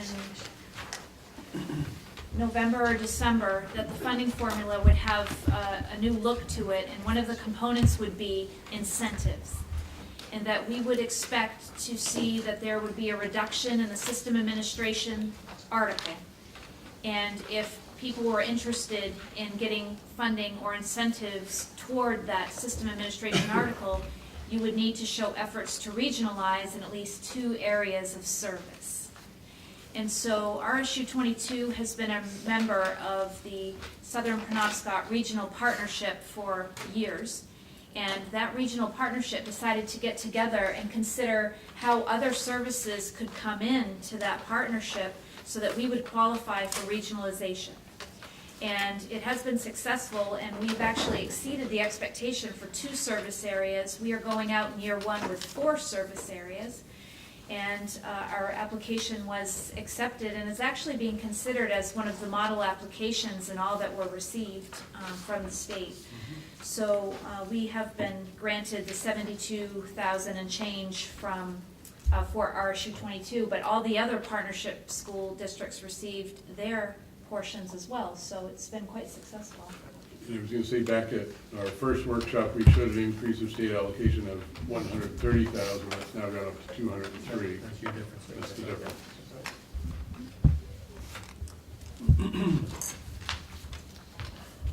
Regan, going back to Article 2 with the broken link and the positions that were, the data that was filled in, what schools were those positions, and do you recall what the positions were? Well, Trish will help me out with this. I know one of them was Reedsbrook Middle School, and that was a special education teacher at that school. That's what I'm speaking Sorry, I don't know the people of that, so. You don't need people to have position. Yeah, I know, but I. Right. I know. Don't know the Trying person, to don't know the position. You don't have that book memorized yet, Trish, come on. Well, we'll look it up and I'll get that other one to you, the Okay. second one. Because what happens in that situation, if the link is broken as these were, it doesn't just affect the salary line, it's also the benefits that have to be calculated in. So Joe, another example of that data mining, which there's really no way to, although at the beginning we had some placeholder numbers, what's happened now on some of those placeholders, they try to look at the step change, and the only way to really look at that is on a person-by-person basis, even though we're not talking about people, we're talking about groups or subcategories. The only way to really accurately predict that is to change that step, which then results in a change in the benefit as well. And that's, we've seen changes, I think, on that, as Trish has been able to work that through each meeting to get to the point where, have we hit 100% of those items now, do you think, or we have one more pass? I mean, this is the number. If we look at this tonight, we don't have any ability to change. I guess there's, at the board meeting tomorrow night, there might be a minor amendment, but we're out of time to Once that discovery was made, believe me, quickly. we started, Yeah. it wasn't a quick process by any No. means, but it was one of due diligence. So we feel confident about it. I'm really glad Joe asked that, because I was gonna ask it, but I'm hearing a little bit of inside baseball stuff with broken links that I still don't understand. So, Article 2 looks like it has about the largest percent increase of any of the articles. And in essence, this is because It's not a new student inflow, it's not a federal bureaucratic change in funding. So Article 1 and 2, we looked at prior year shifts based on the collective bargaining agreement, based on where we were at in those expenditure-based years, and as we know, those have increases. I guess the best way to put it is we have to build the budget for this year. We're also in the middle of negotiations, so we've picked a reasonable change to that category that not to influence the outcome of any agreement, but we have to build the budget. We didn't want to come back and who knows when to have an emergency budget session to cover the outcome of a collective bargaining agreement. Whether it's right or wrong, we may still have to make that adjustment, but our charge to all the communities is to be reflective of where we think the budget will end up on, whether it's buildings and grounds or energy or things like that. But to your point, the largest line item we have that we've ever had for previous budget years, even without CTE pass-through, has been in the people category, the salaries and the benefits. And I think last year it was 85% of the change. This year it's really not much different. I think most of the change with backing out of the facility side is representative of prior years as well. That's helpful. On a smaller relevant amount, I want to go back to the CTE issue just for 1 second. And your transportation line, and I'm assuming 50,000 of that is the CTE process. That's right. And congratulations on the regionalization stuff. It's nice. Sure is. Now, we also had some decreases in transportation when we talked about that at meeting 2 or 3. I don't have them memorized. But anyway, there were some changes, again, ebbs and flows, but at the end of the day, we do see an increase. Contract change as well. In Article 8, which is transportation, we had an initial outlay for an innovative school transportation, but the school ended up closing, so we were able to reduce that. And our cost with Steer Bus for the contract increased, the cost with RSU 63 increased, our diesel cost is going to increase, and we did cut the crossing guards also, so those two were the reductions. And now the van. Yeah. Angus? The local impact of the adult ed, is it just the 72,000 times the 57.4%? Or will you have a handout with that number? I just want to make sure I've got the correct total figure. We will have to calculate that and have a handout, so we'll make sure that we do that and we'll get it over to you. Great, thanks. I don't have complete understanding of that, but the local impact is much less, about half of that, right? 30. Yes, it was like 38. 30. Yes, it was like 38. It was very different from what it looks like. When he did the explanation, we were all doing just what you're doing, and I think it was 38,000. Mm-hmm. Okay, so I'll wait to get that number. Yeah. Yeah. That's fine. We'll do that. All right. So, the Budget Committee, we're charged with Article 1 through 11. I think we need to identify the capital reserve transfer amount. I don't know if there's any, I think with building and grounds and the building committee having weighed in on that one, we're down to a number on facilities, so the capital reserve transfer number, which related to that, I think is no longer in flux. Is that a true statement? That the 275 is where we've arrived? I would like to reserve a few days to be able to refine that figure, but that's certainly the ballpark. And Ivan, to your point, we've heard folks with the athletic field referendum that why aren't we setting money aside? And again, we've chosen to pull from an overarching increase, if you will, in the budget line item, and instead move dollars into capital reserve for those specifically identified capital projects. And that's something that certainly there's no shortage on the list this year. There was about a $1.8 million total list. So this year, we're seeing about 1/6 of that, if you will, so about a 6-year pay down, if you will. We originally had targeted doing that over a 3-year time frame because it had been deferred. It was really the item that always seemed to get reduced at budget season, and we saw that happen again this year, just out of where we're at with this year, unfortunately, with the funding formula shift to CTE and everybody's valuations and the state mill rate, it put us at I won't say at a disadvantage compared to last year. Last year, we weren't sure what the state allocation was at this time. So this year, it's a different problem, but it's still something that is out of our hands.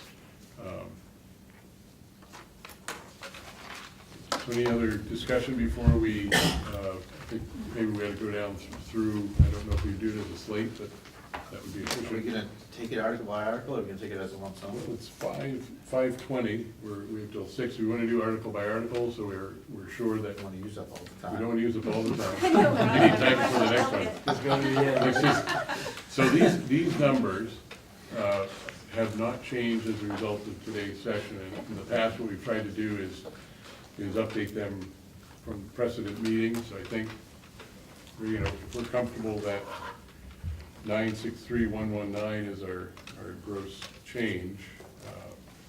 We're comfortable. So we'll look for a motion from, All right, so we want. I'd recommend that we endorse the budget as proposed at 31,936, and if you want to then denote the gross difference. increase, the local increase, yeah. Okay. Total budget gross and local. All right. Yep.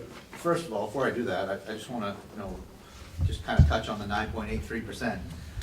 As I make this motion, it makes me very uncomfortable, to ask the local taxpayers to pay that kind of increase. But, I mean, this year especially, I feel pretty confident that we went through this budget with a fine-tooth comb. I mean, looking at Articles 1 and 2, you look at almost $17 million, thinking you ought to be able to shave a little money there. But when you really look at those articles, the only way you can take money out of that article is take things away from children, students. And I think we did a pretty good job of looking through there. It's about people, and people educate our students, so that's where that money's going in those articles. That being said, I mean, you look at the 6% increase that the state has basically forced us to pass on, we're looking at like a 4.83% local increase. Still a little higher than last year. if you back out the The 6%. 6%. Right, so, that being said, I'll make a motion to recommend to the full board the FY19 proposed budget of $31,936,061.13. We have a second. Second.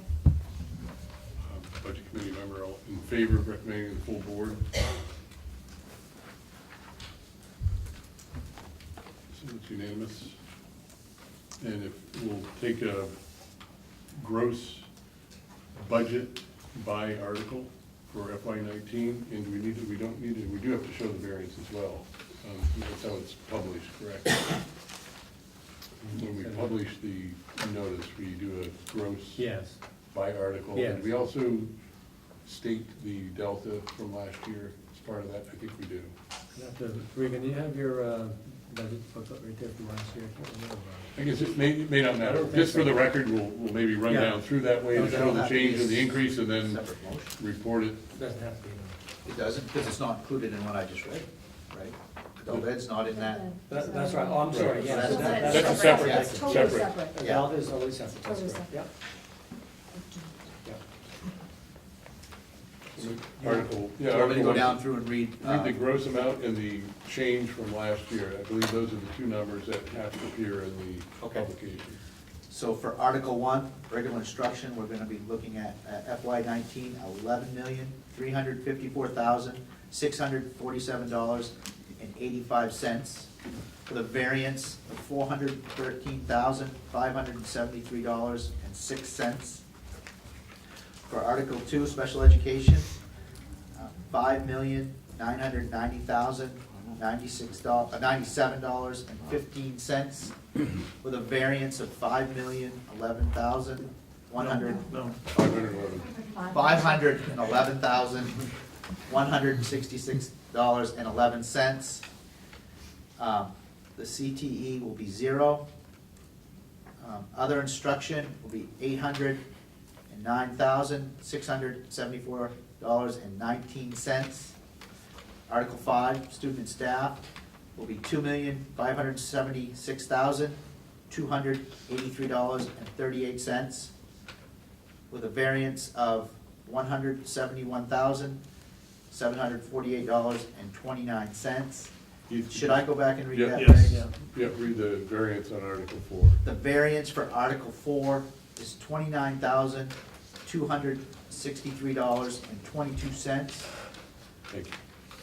Is that all we needed, or we want to go all the way down through? I think we need to do Article 6 through. Okay, so Article 6, System Administration, we're looking at $841,537.21, with a negative variance of $13,311.68. Article 7, School Administration, is $1,436,933.57, with a positive variance of $58,079.12. Transportation is $1,382,785.53, with a variance of $135,006.76. Facilities is $3,716,082.92, with a variance of $228,232.86.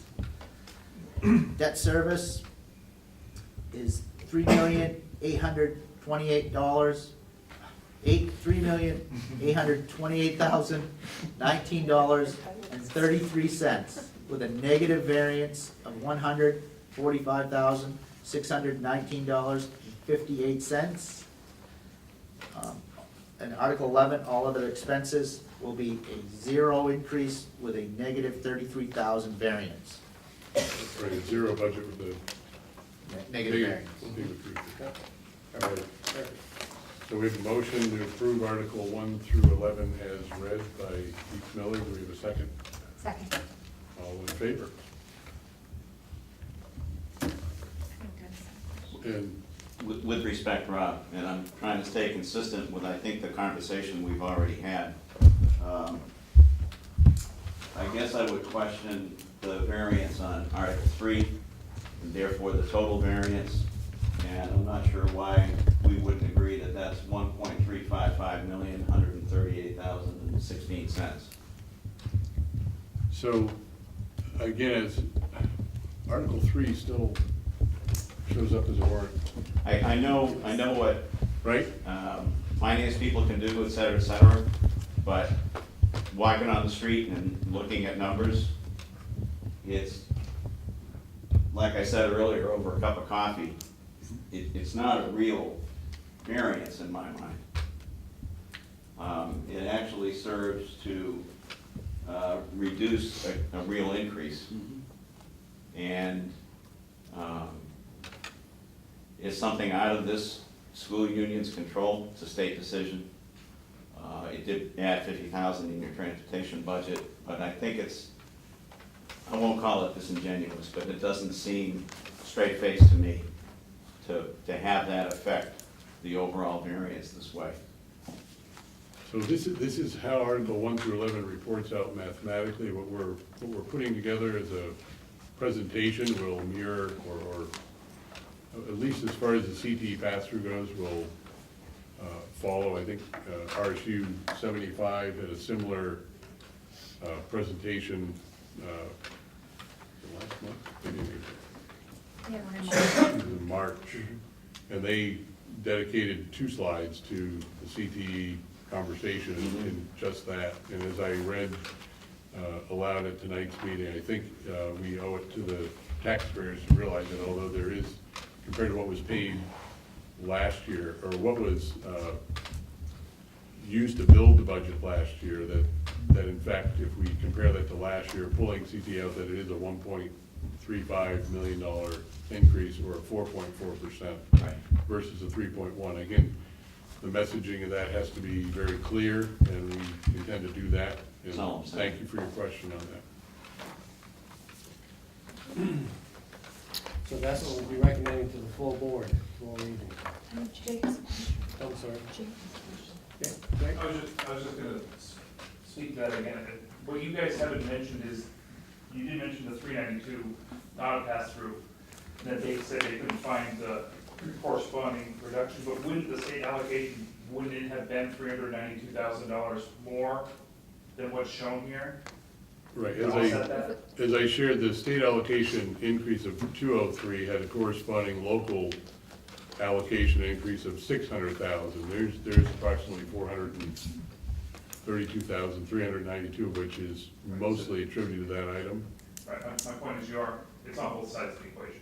You just, However, it's, as Ivan and Dennis pointed out, it's money that we're not receiving anymore, so it's really not passing through anymore. And again, it's ending up as part of the local allocation increase.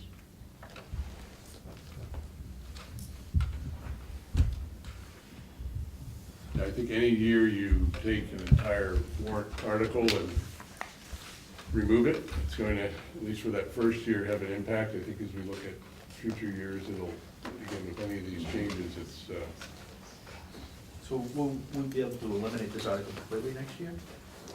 I don't know if they'll just make us carry it at zero, or how it We is. haven't received That's a guidance. good question, Heath. We don't know yet. I think as I've alluded to a couple of times, we're gonna see some drastic change in the school funding formula, I believe, in the next 12 months.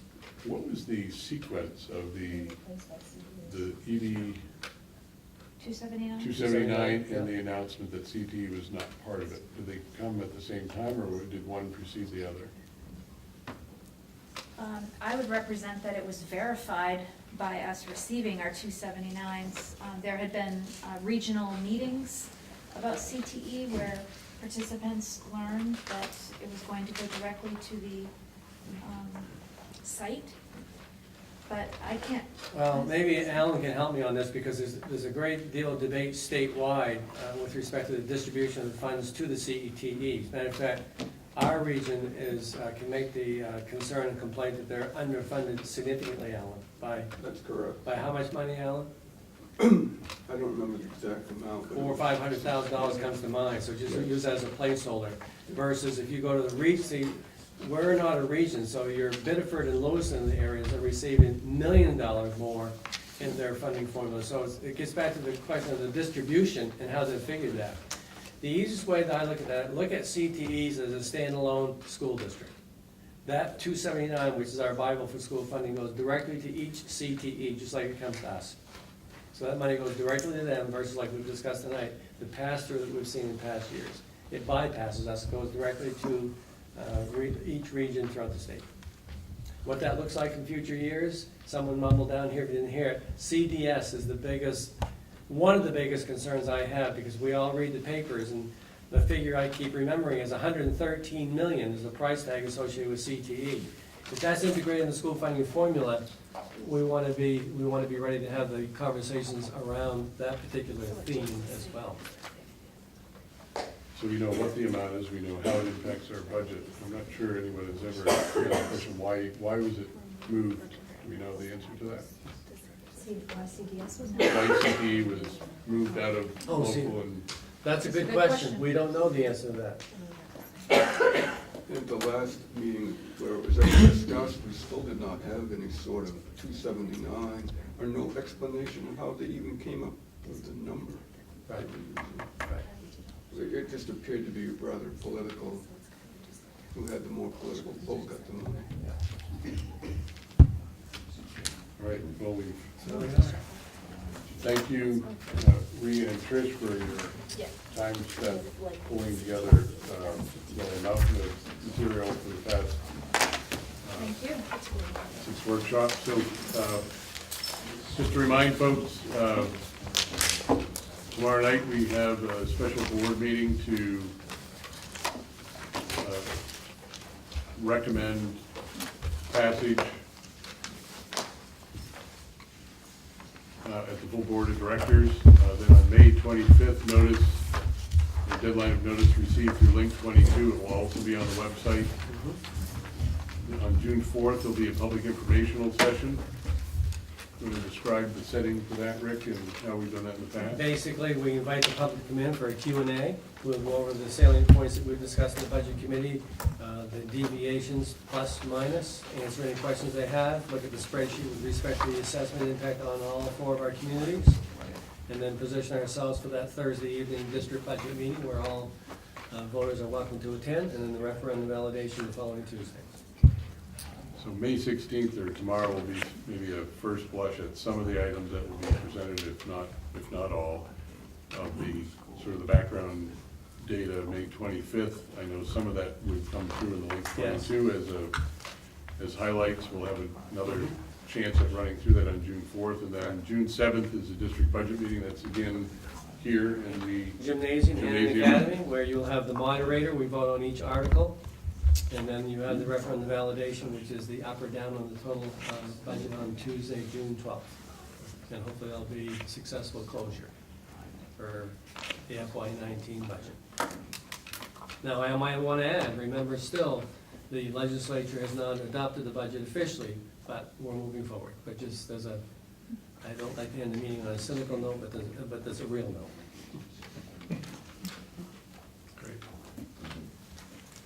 Thank you, folks. Nice job. Motion to adjourn? I sure would. I'll make that motion. All right, thank you all.